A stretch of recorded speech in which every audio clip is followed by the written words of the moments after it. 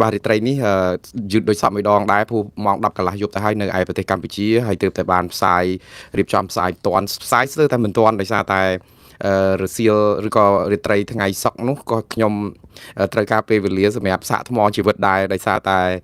ការងារមមាញឹកច្រើនហ្នឹងក៏នៅតែចូលរួមកិច្ចការសង្គមពិធីជួបជុំមិត្តភ័ក្តិឬក៏ពិធីសំខាន់ៗដូចជាខួបកំណើតឬក៏ពិធីសំខាន់ៗសម្រាប់ក្រុមគ្រួសារនិងបងប្អូនញាតិមិត្តឬក៏មិត្តភ័ក្តិផងហើយយប់មិញហ្នឹងគឺនៅជ្រៅមិនយប់ជ្រៅមែនតើគឺម៉ោង12យប់បាទគឺរំលងអាត្រៀតទៅហើយបានមកដល់ផ្ទះដូច្នេះនៅពេលដែលមកដល់ផ្ទះនេះគឺដឹងហើយខ្ញុំភ្ញាក់ម៉ោង4ដូច្នេះគេងបានតែ3ម៉ោងគត់ហើយត្រូវភ្ញាក់មកដើម្បីត្រៀមរៀបចំព័ត៌មានដើម្បីជូនអំពូមីងពុកម៉ែបងប្អូនទាំងអស់ទៀតដែលថាផ្អែមលឿងមាត់ព្រឹកនេះអាចនឹងស្ទើរឬក៏ភ្លាវអីបន្តិចក៏មិនដឹងដែរសូមអធិស្ឋានដោយសារតែប្រឹងប្រែងអស់ពីសមត្ថភាពដែរម្នាក់ឯងបើសិនជាមានសហការីឬក៏មានបុគ្គលិកអីដែលជួយជំនួសប្រហែលជាសុំសម្រាប់អីខ្លះហើយព្រោះសៅរ៍អាទិត្យអីអញ្ចឹងណាក៏ប៉ុន្តែណាស់ហើយคล้ายខ្លួនទៅជាអ្នកបម្រើដ៏ស្មោះស្ម័គ្ររបស់ប្រជាពលរដ្ឋខ្មែរទាំង17លាននាក់ឯងអញ្ចឹងនេះគឺជាអ្វីដែលសប្បាយចិត្តដែរព្រោះរឿងធម្មទានហើយអ្វីដែលគួរឲ្យសប្បាយចិត្តនិងលើកទឹកចិត្តឲ្យខ្ញុំក្រោកម៉ោង4បានរាល់ព្រឹកក្នុងរយៈពេល8ខែចុងក្រោយនេះខ្ញុំឃើញតិចម៉ោងមែនតើក៏ប៉ុន្តែនៅតែមានកម្លាំងចិត្តធ្វើការនេះគឺដោយសារតែការលើកទឹកចិត្តពីបងប្អូនគ្រប់ទិសទីពេលដែលជួបជុំបងប្អូនតែងតែលើកទឹកចិត្តកោតសរសើរផ្ដល់តម្លៃ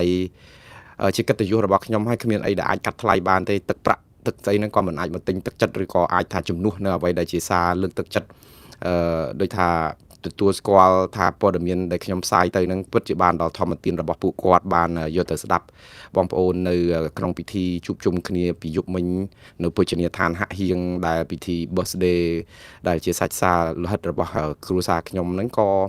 គាត់បានជួបមនុស្សច្រើនដែលគាត់បង្ហាញអំពីការពេញចិត្តនៅក្នុងការផ្ដល់ព័ត៌មានខ្ញុំរំភើបមែនតើស្ទើរស្រក់ទឹកភ្នែកដោយសារតែមិននឹកស្មានថាអង្គើទង្វើតិចតួចវាអាចជួយដូចថាឲ្យបងប្អូនបានទទួលផលច្រើនពីការផ្សាយរបស់ខ្ញុំនេះហើយដែលជាកម្លាំងចិត្តដែលខ្ញុំមិនអាចថយក្រោយបាននោះតែដូចខ្ញុំជម្រាបអញ្ចឹងថាវាកម្លាំងចិត្តនឹងមួយយ៉ាងតែកម្លាំងចិត្តមួយទៀតដែលខ្ញុំអាចធ្វើកិច្ចការងារនេះបានព្រោះដឹងថាធ្វើការដើម្បីប្រយោជន៍ប្រជាពលរដ្ឋខ្មែរយើងទាំង17លាននាក់ហើយវាជាការពិតទៅបង្អែមលៀងមាត់របស់មួងណារ៉េតនេះវាជាបណ្ដូលពេជ្រឬក៏វ៉ាស្លែងដែលវាពិបាកលេបណាស់សម្រាប់មន្ត្រីកាន់អំណាចក្រមមេដឹកនាំផ្ដាច់ការបកពួកក្រមគ្រួសារនិយមដែលចង់ក្រាញអំណាចនៅប្រទេសកម្ពុជាដែលមិនចង់បាត់បង់មិនចង់ខ្ជាក់ផលប្រយោជន៍អ្វីដល់ប្រជាពលរដ្ឋទាំង17លានអ្នកហ្នឹងសុកចិត្តនៅក្រាញនៅនេះនៅនាលហ្នឹងគឺថាជួលក្រមអាមីអាថោងហ្នឹងឲ្យមកជេរបន្តិចផ្ដាសាប៉ុន្តែខ្ញុំជឿទៅលើអំពើបុណ្យបាបដែរបុណ្យបាបនៅក្នុងន័យថាអំពើល្អវាតែងតែឈ្នះអំពើអាក្រក់អំពើយុត្តិធម៌វាតែងតែឈ្នះអំពើអយុត្តិធម៌ព្រះតែងតែឈ្នះមារខ្ញុំមិនចាត់ទុកថាខ្ញុំជាព្រះទេប៉ុន្តែទង្វើល្អដែលខ្ញុំធ្វើដោយចិត្តស្មោះសរសម្រាប់ជាតិមួយដ៏កំសត់របស់ខ្ញុំនេះព្រោះកម្ពុជាជាមាតុភូមិដ៏កំសត់របស់ខ្ញុំមានបងប្អូនម្នាក់ដែលផ្ញើសារមកខ្ញុំប្រហែលថ្ងៃមុនដែលចាក់ដោតបេះដូងខ្ញុំមែនតើមិនមែនចាក់ដោតបេះដូងខ្ញុំឲ្យឈឺចាប់ទេគឺចាក់ដោតបេះដូងខ្ញុំឲ្យដូចថាយល់ថាហេតុអីបានជាខ្មែរយើងឥឡូវទៅជាអញ្ចឹងអស់ណាគាត់មានវ័យប្រហែលជាមិនក្រោមអាយុឪពុករបស់ខ្ញុំទេខ្ញុំគោរពគាត់ហើយជាអ្នកដែល follow ខ្ញុំតាម Facebook ហើយគាត់ផ្ញើសារនៅក្នុង inbox របស់ខ្ញុំដើមសាររបស់គាត់គឺចាប់ផ្ដើមដោយការវាយប្រហារខ្ញុំយ៉ាងចាស់ដៃដែលខ្ញុំគិតថាអាចជាយោបល់គាត់ចង់កែលម្អអីដែរក៏ប៉ុន្តែគាត់ប្រើពាក្យថាអញ្ចេះគាត់ថាលំមជប់វិភាគជប់ផ្សាយព័ត៌មានអីដែលលំអៀងខ្លាំងអញ្ចឹងទៀតទៅគាត់ប្រើពាក្យអញ្ចឹងហើយទៅគាត់ក៏ចាប់ផ្ដើមប្រើពាក្យថាលោកគឺជាខ្មែរបានតែពាក់កដាលទេមិនមែនខ្មែរ 100% ទេទុកឲ្យខ្មែរគេឈឺឆ្អាលរឿងខ្មែរហើយលោកក៏មិនមែនជាអ្នកបកកែវិភាគស្អីឯណាដែរអីអញ្ចឹងទៅពេលដំបូងខ្ញុំស្ដាប់សាររបស់គាត់ខ្ញុំហាក់បីដូចជាគិតថាគាត់ចង់ជួយឲ្យយោបល់ខ្ញុំអីមួយហើយព្រោះអីអាចថាខ្ញុំធ្វើអីវាមានការឆក់ល្វែងខ្ញុំទទួលស្គាល់តែខ្ញុំមិនអាចធ្វើអីគ្រប់10ឬក៏ចោះឥតខ្ចោះទេខ្ញុំនៅតែមានកំហុសឆ្គងមានការឆក់ល្វែងហើយខ្ញុំក៏បានជម្រាបជូនបងប្អូនជាញយដងឲ្យថាព័ត៌មានរបស់មួនណារ៉េតនេះវាគ្រាន់តែជាជ្រុងមួយនៃការយកទៅត្រេះរិះពិចារណាបន្ថែមទៅលើអ្វីដែលបងប្អូនស្ដាប់ពីប្រភពរដ្ឋាភិបាលឃោសនិកអ្នកណាផ្សេងបកប្រឆាំងបកអីទៀតទៅផ្សំគ្នាទៅហើយយកទៅថ្លឹងថ្លែងខ្លួនឯងទៅមិនដែលថាត្រូវតែជឿតាមខ្ញុំ 100% ទេអត់ទេបង្អែមលៀងមាត់របស់មួនណារ៉េតនេះគឺជាបង្អែមផ្ដល់ជូនដោយឥតគិតថ្លៃឥតគិតប្រាក់ហើយបើកចំហទូទៅ បងប្អូនអតិថិជនមកពីមជ្ឈដ្ឋានណាក៏ទទួលទានបានដែរប៉ុន្តែអ្វីដែលបងប្អូនទទួលទានគឺជំរឹះរបស់បងប្អូនចូលមកតូបលក់បង្អែមលាងមាត់របស់ Moon Red នេះគឺបានន័យថាព្រមទទួលយកនៅអ្វីដែល Moon Red ផ្ដល់ជូនព្រោះខ្ញុំមានតែប៉ុណ្ណឹងលក់តែបង្អែមវាអត់មានសាច់ខ្លែមទេអញ្ចឹងទទួលទៅបើសិនជាចិនណាយឬក៏មិនពេញចិត្តឬក៏បង្អែមនឹងវាស្ទើរស្ករឬក៏វាមិនសូវឈ្ងុយដូងអាចនិយាយបាននៅក្នុងន័យហ្នឹងខ្ញុំទទួលយកថាំងប្រហែលជាខ្វះជាតិស្ករខ្វះដូងឬក៏អីអញ្ចឹងទៅវាមិនសូវឈ្ងុយឆ្ងាញ់អីថែមចេះតិចខ្ញុំទទួលយកបានក៏ប៉ុន្តែមកប្រាប់ថាបង្អែមហ្នឹងគឺកុំព្យាយាមធ្វើបង្អែមហ្នឹងអីទៅយើងមិនមែនជាអ្នកជំនាញធ្វើបង្អែមហ្នឹងទេឈប់ទៅបោះបង់ចោលទៅហើយមិនប្រកែកជាងអ្នកធ្វើបង្អែមដទៃទៀតទេខ្ញុំថានេះមិនមែនជាការរិះគន់នៅក្នុងន័យស្ថាបនាទេគឺជាការរិះគន់ក្នុងន័យជន់ពន្លិចដោយសារទី1គឺបើការវាយប្រហារខ្ញុំដោយចោទខ្ញុំថាខ្ញុំនឹងវិភាគស្អីមិនបានផលអីអញ្ចឹងទៅហើយទី2ថាខ្ញុំមិនគួរណាធ្វើរឿងហ្នឹងអីអញ្ចឹងទៅតើអស់លោកមានសិទ្ធអីមកប្រាប់ថាខ្ញុំខ្មែរពាក់កណ្ដាលនេះខ្ញុំអត់យល់តើខ្ញុំធ្វើអីដើម្បីបង្ហាញថាខ្ញុំខ្មែរខ្ញុំអត់យល់សូម្បីតែចិនស៊ីដែលលះបង់សញ្ជាតិចិនណាដើម្បីបានសញ្ជាតិខ្មែរមកបំផ្លាញជាតិសាសន៍ខ្មែរនេះយ៉ាងខ្ទេចខ្ទីដល់បាត់ដាល់អាមេរិកកោលទោសលោកចិនស៊ីដាក់ដកបង្កក់ប្រាក់គាត់$15,000 លានទាំងអង់គ្លេសទាំងអីផងជិត$10,000 លានជា Bitcoins រូបិយវត្ថុ Bitcoins ហើយគេធ្វើដូចថាបង្កក់ទ្រព្យអីចាត់វិធានការអីទុំទឹះរដ្ឋាភិបាលខ្មែរដកសញ្ជាតិចិនស៊ីចេញហើយបញ្ជូនទៅចិនវិញដោយចាត់ទុកថាចិនស៊ីនឹងជាចិនទៅវិញនៅពេលដែលគាត់លះបង់សញ្ជាតិខ្មែរទៅហើយទៀតសំទោសលះបង់សញ្ជាតិចិនហើយខ្លួនមានសញ្ជាតិខ្មែរកម្ពុជាថាខ្មែរមិនគ្រប់គ្រាន់ទេអញ្ចឹងបញ្ជូនទៅឲ្យចិនកាត់ចាត់ការទៅព្រោះនៅមានសញ្ជាតិចិននឹងដដែលទេជាឈាមជ័រចិនខ្ញុំមិននិយាយរឿងនេះដើម្បីឲ្យបងប្អូនគិតថាទៅយករឿងចិនស៊ីអីមកប្រៀបធៀបMoon Redខ្ញុំចង់និយាយថាឈាមខ្ញុំជាឈាមខ្មែរតែប៉ុណ្្នឹងឯងអញ្ចឹងបងប្អូនដែលរិះគន់ខ្ញុំថាខ្ញុំខ្មែរបានតែពាក់កណ្ដាលទេមិនខ្មែរ100%ខ្ញុំមិនដឹងថាបងប្អូនចង់និយាយពីអីខ្ញុំជាជនជាតិខ្មែរអាមេរិកខ្ញុំកើតនៅស្រុកខ្មែរឆ្នាំ1979ថ្ងៃ3ខែមីនាទើបតែ birthday រំលងផុតទៅបាន4ថ្ងៃទេខ្ញុំរស់នៅក្នុងស្រុកខ្មែរធំដឹងក្តីតាំងពីតូចក្រូចឆ្មាចូលរៀនដល់ថ្នាក់ចប់វិទ្យាល័យនិងមហាវិទ្យាល័យបំពេញការងារមានក្រុមគ្រួសារមានស្អីនៅក្នុងកម្ពុជារហូតដល់ទៅអាយុ38ឆ្នាំគត់ដែលខ្ញុំចំណាយពេលនៅប្រទេសកម្ពុជាហើយពេលដែលខ្ញុំចាកចេញពីស្រុកខ្មែរនៅឆ្នាំ2014គឺ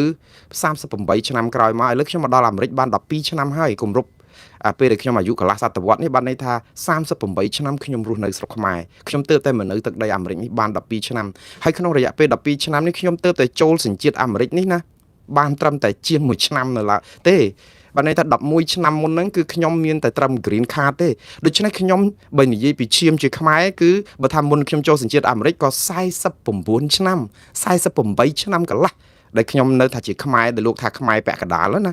តើកន្លែងណាដែលខ្ញុំថាខ្មែរពាក់កណ្ដាលឥឡូវខ្ញុំចូលសញ្ជាតិអាមេរិកគ្មានអ្វីដែលអាចលៀងគូក្បាលខ្ញុំថាអូហូប hamburger ភ្លេចនំបញ្ចុកខ្មែរអត់សោះឈាមជ័រសរសៃសសូងគ្រប់អ្វីរបស់ខ្ញុំដែលមានមនសិការនៃការស្រឡាញ់ជាតិគឺខ្ញុំស្រឡាញ់ជាតិខ្មែរចង់អាមេរិកដកសញ្ជាតិខ្ញុំពីសញ្ជាតិអាមេរិកដោយសារខ្ញុំស្រឡាញ់ជាតិខ្មែរដែលអត់មានលក្ខខណ្ឌនេះតទៅខ្ញុំនៅតែស្រឡាញ់ជាតិអាមេរិកក្នុងនាមខ្ញុំជាប្រជាពលរដ្ឋខ្មែរអាមេរិកក៏ប៉ុន្តែខ្ញុំក៏នៅតែស្រឡាញ់ជាតិមាតុភូមិដែលជាទីកំណើតរបស់ខ្ញុំដែលមិនអាចនឹងមានលក្ខខណ្ឌអីដែរហេតុអីបានជាលោកមានសិទ្ធមកហៅប្រាប់ខ្ញុំថាខ្ញុំខ្មែរពាក់កណ្ដាលនេះខ្ញុំមិនយល់តើពាក្យហ្នឹងគឺជាការរិះគន់ក្នុងន័យស្ថាបនាគឺជាការមើលងាយឬក៏ចង់គេថាបំបាក់ស្មារតីឲ្យខ្ញុំវាមិនបានផលអីប៉ុន្មានទេខ្ញុំគ្រាន់តែនិយាយនេះគឺគ្រាន់តែអប់រំប្រាប់បងប្អូនទាំងអស់គ្នាគេហៅថាទម្លាប់ធំជាងច្បាប់បើត្រាប់កុំត្រាប់ខ្លៅត្រាប់ប្រាជ្ញលោកប្រដៅស្ដីកូនចៅស្ដីឲ្យស្មោះពាក្យនេះខ្ញុំចាំលោកគ្រូខ្ញុំបង្រៀនតាំងពីខ្ញុំនៅវិទ្យាល័យ30-40ឆ្នាំអត់ចាំបាច់រនឹកវាចាំនៅក្នុងដួងចិត្តនៅក្នុងខួរក្បាលដោយសារអីដោយសារតែអាហ្នឹងគឺវាមានអត្ថន័យជ្រាលជ្រៅដែលខ្ញុំគិតថាខ្វះទេសុភាសិតខ្មែរច្រើនរាប់ពាន់ហេតុអីបានជាខ្ញុំចាំសុភាសិតខ្លីៗតិចតួចដូចជាសុភាសិតតាក់តងថាធ្វើបុណ្យបានបុណ្យសាងបាបបានបាបអីអញ្ចឹងធ្វើបាបបានបាបធ្វើបុណ្យបានបុណ្យសាងបាបពីមុនបាបវិលនឹងសងស្អប់គេស្អប់មិនចាប់សំណងប្រសិនស្នេហ៍ស្នងគេស្នេហ៍សងវិញហើយខ្ញុំអត់ចាំបាច់កត់អត់ចាំបាច់អីទាំងអស់ព្រោះវាចាំនៅក្នុងខួរក្បាលហេតុអីបានខ្ញុំចាំពីអស់នេះ ដោយសារតែយកវាជាមេរៀនជីវិតដើម្បីដាស់តឿនការរំលឹកប្រាប់ខ្លួនឯងថាដូចជារឿងទម្លាប់ធំជាងច្បាប់បើត្រាប់កុំត្រាប់ខ្លៅត្រាប់ប្រាជ្ញលោកប្រដៅស្ដីកូនចៅស្ដីឲ្យស្មោះជាការពិតឲ្យទម្លាប់វាធំជាងច្បាប់វាអត់អាចកែបានទេអញ្ចឹងបើគេចូលស្ទឹងឲ្យទៅតាមបទទម្លាប់គេយ៉ាងម៉េចច្បាប់គេយ៉ាងម៉េចគឺយើងត្រូវទៅតាមចូលស្ទឹងតាមបទចូលស្រុកតាមទេសហ្នឹងគឺថាបទគេកងតាមគេផងកុំឲ្យយើងហ្នឹងវារឹងត្អឹងតែម្នាក់ឯងពេកប្រច្រាស់គេតែម្នាក់ឯងទៅវាឆ្លើយវាឆ្កងដល់តែពេលបើត្រាប់កុំត្រាប់ខ្លៅហ្នឹងគឺលោកព្រានបដៅយើងថាបើចង់ស្ដាប់ឲ្យស្ដាប់បញ្ញវន្តស្ដាប់បណ្ឌិតស្ដាប់កវីស្ដាប់អ្នកដែលចេះដឹងប៉ុន្តែឥឡូវពិបាកស្ដាប់បណ្ឌិតហ្នឹងទៀតតែព្រោះបណ្ឌិតយើងមួយចំនួនហ្នឹងគឺលក់ខួរក្បាលសទៅជាខ្មៅអីប៉ុន្តែយ៉ាងណាក៏បងប្អូននៅតែអាចថ្លឹងថ្លែងថាអ្នកណាជាបណ្ឌិតពិតអ្នកណាជាបណ្ឌិតបោកដែរមិនអញ្ចឹងណាព្រោះបងប្អូនមានគំនិតនេះលោកបដៅអញ្ចឹងឲ្យចេះស្ដាប់ទៅថាគេគួរឲ្យទុកចិត្តនិយាយស្ដាប់បានទេហើយបើគេបោកច្រើនដងហើយល្មមជប់ជឿគេដែរទៅមិនអញ្ចឹងណាប្រព័ន្ធព័ត៌មានផ្សព្វផ្សាយបើយើងឃើញតែគេផ្សាយខុសម្ដងហើយម្ដងទៀតម្ដងហើយម្ដងទៀតបើគេបោកយើងបានម្ដងណាគឺយើងអត់មានកំហុសទេបងប្អូនអានេះនៅក្នុងសុភាសិតអង់គ្លេសបើគេបោកយើងបានម្ដងយើងអត់ខុសទេកំហុសរបស់អ្នកបោកព្រោះអីយើងជាអ្នកដែលស្មោះត្រង់ប៉ុន្តែបើគេបោកយើងបានលើកទី2ក៏នៅតែមិនទាន់ជាកំហុសយើង 100% ដែរថាយើងនឹងដូចជាមិនរៀនសូត្រពីការបោករបស់គេនឹងសោះដូចនៅតែចាញ់បោកគេបានប៉ុន្តែចាប់ពីទី3ទី4ឡើងទៅគឺជាកំហុសរបស់យើងនឹងតែម្ដងព្រោះយើងអត់រៀនចាលនៅក្នុងការដែលគូសថ្មចំណាំថាមនុស្សនេះយកជាការមិនបានទេហេតុអីក៏នៅតែតាមគាត់ទៀតអាហ្នឹងជាកំហុសរបស់យើងហើយអញ្ចឹងកុំសួរថាមិនអញ្ចឹងគាត់ចេះតែខុសអញ្ចឹងរហូតសួរខ្លួនឯងវិញខ្លួនឯងខុសដោយសារអីគ្រប់ត្រគាត់អត់អូសរំលងអត្ថបទដែលគាត់ផ្សាយនៅតែស្ដាប់គាត់នៅតែយកចិត្តទុកដាក់រឿងគាត់រហូតយូរគាត់អាចផ្សាយមានត្រូវអីវិញខ្លះដែរវាមិនអត់សោះហើយបងប្អូនប៉ុន្តែតែបោកកុហកម្ដងហើយម្ដងទៀតលើសតែពី2ដងទៅហើយមិនមានការសុំទោសមិនមានការបកស្រាយអីអំពីកំហុសឆ្គងបងប្អូនចាញ់បោកគេហើយក៏មិនទោសគេអញ្ចឹងវិលមកវិញតកតងនឹងរឿងដែលថាយើងត្រាប់កុំត្រាប់ខ្លៅហ្នឹងគឺខ្លៅគឺទាញយើងឲ្យធ្លាក់នរកអវជ័យស្ដីកូនចៅស្ដីឲ្យស្មោះនេះខ្ញុំចង់លើកយកឃ្លាចុងក្រោយស្ដីកូនចៅស្ដីឲ្យស្មោះនេះសម្រាប់បងប្អូនទាំងអស់គ្នាដែលស្ដីថាឲ្យខ្ញុំស្ដីឲ្យស្មោះខ្ញុំទទួលយកអត់អីទេប៉ុន្តែកុំមានពវៀនបတ်ចទាកុំមកស្ដីឲ្យខ្ញុំថាឲ្យធ្វើ show នេះឲ្យល្អអញ្ចេះណែនាំអញ្ចេះឲ្យចាប់ផ្ដើមមកចេញមកគឺចាប់ប្រកាន់ខ្ញុំតែម្ដងខ្ញុំខ្មែរពាក់កដាលខ្ញុំនឹងមិនប្រកែវិភាគស្អីទេបានប្រយោជន៍ស្អីទេឈប់ទៅអីអញ្ចឹងទៅខ្ញុំមិនអាចទទួលយកបានត្រង់ថាហេតុអីបានជាបើកការវាបហាចោតប្រកាន់ហើយខ្ញុំនិយាយបើកវងកញ្ចក់ខ្លីបន្តិចមួយដើម្បីទាញរឿងអតីតកាលបន្តិចតាក់ទងនឹងមិត្តភ័ក្ដិខ្ញុំម្នាក់នៅទីក្រុង Lowell ដែលខ្ញុំប្លុករហូតដល់ឥឡូវហើយមិនចាំបាច់តាក់ទងគ្នាទៀតក៏បានដែរខ្ញុំអត់ត្រូវការសម្រាមបែបនេះនៅក្នុងកាយភ្នែករបស់ខ្ញុំឬក៏រវល់តែរឿងរំធំចោលឆ្កែនឹងយើងអត់អាចទៅដល់ទីដៅទេហើយខ្ញុំនិយាយអញ្ចេះខ្ញុំសរសេរពាក្យមួយអំពីរឿងស្អីគេរិះគន់តាក់ទងនឹងគេរិះគន់ខ្ញុំរឿងស្អីទេប៉ុន្តែខ្ញុំថាស្រឡាញ់ការស្រឡាញ់របស់គាត់ចំពោះខ្ញុំហ្នឹងគឺដូចថាវាមិនស្មោះត្រង់អីអញ្ចឹងទៅខ្ញុំមិនចាំរឿងហ្នឹង 100% ប៉ុន្តែអត្ថបទដែលខ្ញុំសរសេរហ្នឹងគឺមានឃ្លាស្រឡាញ់នៅក្នុងហ្នឹងប៉ុន្តែខ្ញុំសរសេរសជើងរលស្រអាញបន្តក់ខ្ញុំសេថាបើស្រឡាញ់ឲ្យស្មោះស្រឡាញ់អីទៅយើងអីអញ្ចឹងហ្នឹងគឺពាក្យហ្នឹងនៅក្នុងព័ត៌មានហ្នឹងគឺខ្ញុំចង់និយាយពីរឿងបញ្ហាអីផ្សេងមួយនៅក្នុងសង្គមប៉ុន្តែស្រាប់តែពេលគាត់មករិះគន់ខ្ញុំឃើញពាក្យហ្នឹងគាត់ប្រើពាក្យថាអញ្ចេះតាមពិតរឿងហ្នឹងមិនមែនជារឿងតាក់ទងនឹងពាក្យស្រឡាញ់ហ្នឹងទេរឿងហ្នឹងគឺរឿងដូចជាខ្ញុំរិះគន់អំពើអយុត្តិធម៌អីមួយនៅក្នុងសង្គមប៉ុន្តែខ្ញុំប្រើពាក្យថាបើស្រឡាញ់អីអញ្ចឹងទៅហើយប្រើសរសេរស្រឡាញ់ហ្នឹងគាត់ថាម៉េចទេអត់ជួយគ្នារិះគន់អ្វីដែលជាបញ្ហាសង្គមរកដំណោះស្រាយគាត់មកថាធ្វើជាអ្នកព័ត៌មានកើតដែរបើពាក្យស្រឡាញ់សរសេរមិនត្រូវផងហ្នឹងគាត់និយាយអញ្ចឹងមកដៀលថ្មេះអំពីវិជ្ជាជីវៈសារព័ត៌មានខ្ញុំគ្រាន់តែសរសេរពាក្យអត់ត្រូវពាក្យស្រឡាញ់ដែលគាត់ថាពាក្យស្រឡាញ់ខ្មែរគេសរសេរសជើងរលស្រអាញបន្តក់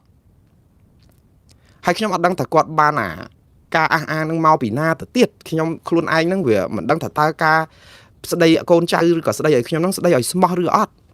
វាអត់ដោយសារអីចេញមកឃើញពវៀនបတ်ចទាគាត់ភ្លាមហេតុអីបានជារឿងអយុត្តិធម៌សង្គមដែលខ្ញុំផ្សាយមិនយកមកដោះស្រាយបែរជាមកវិបហាខ្ញុំពីរឿងសរសេរអក្សរស្រឡាញ់ខុសស្រឡាញ់ហើយស្រឡាញ់នឹងទៀតសោតសម្ដេចសង្ឃជួនណាត់លោកថាសរសេរញ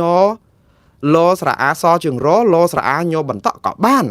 សរសេរសជើងរលស្រអាញបន្តក់ក៏បានទៅទៀតហើយខ្ញុំមុននឹងសរសេរអក្សរខ្មែរវាមិនលែងអីមានការឆក់ល្វែងខ្លះប៉ុន្តែគិតណាស់ព្រោះឲ្យខ្ញុំជាខ្មែរភាសាដែលសរសេរទៅនេះណាបងប្អូននឹងអានដូច្នេះខ្លាចខុសណាស់ខ្ញុំខ្ពើមនឹងអំពើខុសឆ្គងនេះណាប៉ុន្តែវានៅតែមិនអាចជិះផុតបានទេប៉ុន្តែខ្ពើម មនសិការហ្នឹងគឺឲ្យផ្ទៀងផ្ទាត់រហូតវចនានុក្រមសម្ដេចសង្ឃជួនណាតមាននៅលើបាតដៃនៅក្នុងទូរស័ព្ទនេះគឺគ្រប់ពេលស្ទើរតែសំបីសរសេរសារជាខ្មែរទៅកូនចៅខ្ញុំហ្នឹងក៏ត្រូវការផ្ទៀងផ្ទាត់វចនានុក្រមឡើងវិញតែខ្ញុំសរសេរហ្នឹងត្រូវអក្ខរាវិរុទ្ធអត់កុំឲ្យកូនស្ដាប់ទៅឮទៅគ្នាអាចនឹងខុសតាមយើងសាកគិតទៅមើលបងប្អូនសំបីសរសេរប្រាប់ថាឥឡូវទិញស្អីគេខ្លាញ់ប្រេងឬក៏អំពិលឬក៏អីនៅក្នុងផ្សារធម្មតាសោះហ្នឹងដែលយើងគិតថាយីគ្រាន់តែឃើញអំពិលឃើញខ្ទឹមឃើញម្រេចអីហ្នឹងអានទៅច្បាល់ទៅយកទៅទិញតារបស់ហ្នឹងមកអត់ទេព្រោះខ្ញុំជាខ្មែរអញ្ចឹងខ្ញុំសរសេរខ្ញុំមើលទៅសរសេរត្រូវអត់អញ្ចឹងទៅដើម្បីឲ្យត្រូវអក្ខរាវិរុទ្ធហើយបើបែរជាអានទៅឲ្យឃើញខុសទៅសរសេរឲ្យប្រាប់ទៀតថាអាហ្នឹងខ្ញុំសរសេរប៉ាសរសេរខុសអីអញ្ចឹងទៅមិនមែនទេពាក្យហ្នឹងមិនមែនអញ្ចឹងទេគេសរសេរអញ្ចឹងបងប្អូនរឿងស្អីគ្រប់យ៉ាងតើតែមានការទទួលខុសត្រូវច្រើនបានតែអាចថាយើងជួយគ្នាបានណាបងប្អូនដល់ឥឡូវវិលមកអញ្ចឹងគាត់មករិះគន់រឿងពាក្យស្រឡាញ់ទាំងខ្លួនឯងអត់ដឹងថាអាពាក្យស្រឡាញ់ហ្នឹងគេសរសេរអាម៉េចឲ្យត្រូវប៉ុណ្ណឹងហើយមករិះគន់ឲ្យវាបហាខ្ញុំបងប្អូនឃើញអូសទូកវាល្អទេចាប់ត្រីបានវាល្អទឹកទេចង់ណែនាំឲ្យខ្ញុំល្អក៏ប៉ុន្តែបើការវាប្រហាចោតប្រកាន់ខ្ញុំទាំងទៅតឹងទឹះហើយវាធ្វើឲ្យមានការថ្នាក់ផ្លូវចិត្តមួយខ្ញុំថាតើគាត់មានគុណសម្បត្តិអីមករិះគន់ខ្ញុំនៅពេលដែលគាត់វាយប្រហាគ្មានភាពយុត្តិធម៌សម្រាប់រឿងខ្ញុំប៉ុណ្ណឹងវិលមកលបងម្នាក់ដែលមករិះគន់ខ្ញុំថាខ្ញុំខ្មែរពាក់កដាលដែលធ្វើការវិភាគអីហ្នឹង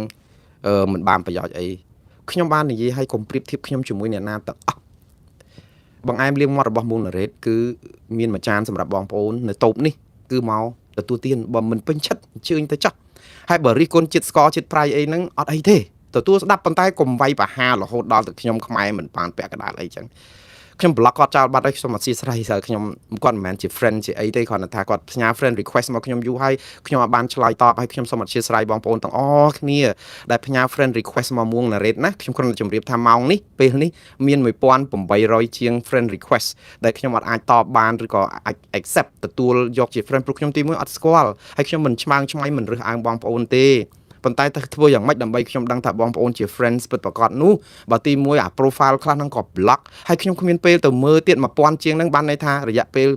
ជាង6ខែ8ខែដែលខ្ញុំអាចទៅបើកមើលអស់ទេតែមិនហ៊ានលុបទៅទៀតមិនហ៊ានលុប friend request របស់បងប្អូនទៀតកុំឲ្យថាថ្នាក់ចិត្តចឹងទុកចោលនៅហ្នឹងគ្រាន់តែជម្រាបជូនបងប្អូនថាបើមិនខ្ញុំមិនទទួល friend request ទេសូមអធិស្ឋានខ្ញុំមិនស្គាល់ទីមួយខ្ញុំដឹងតែបងប្អូនជា fans របស់ខ្ញុំអីចឹងហ្នឹងប៉ុន្តែសូម follow ទៅចុច follow page របស់ខ្ញុំក៏ដូចជា friend របស់ខ្ញុំដែរព្រោះបានតាមដានព័ត៌មានដែលខ្ញុំផ្សាយផ្ទាល់ដូចតែគ្នាហើយបើបងប្អូននៅតែគិតថាទេ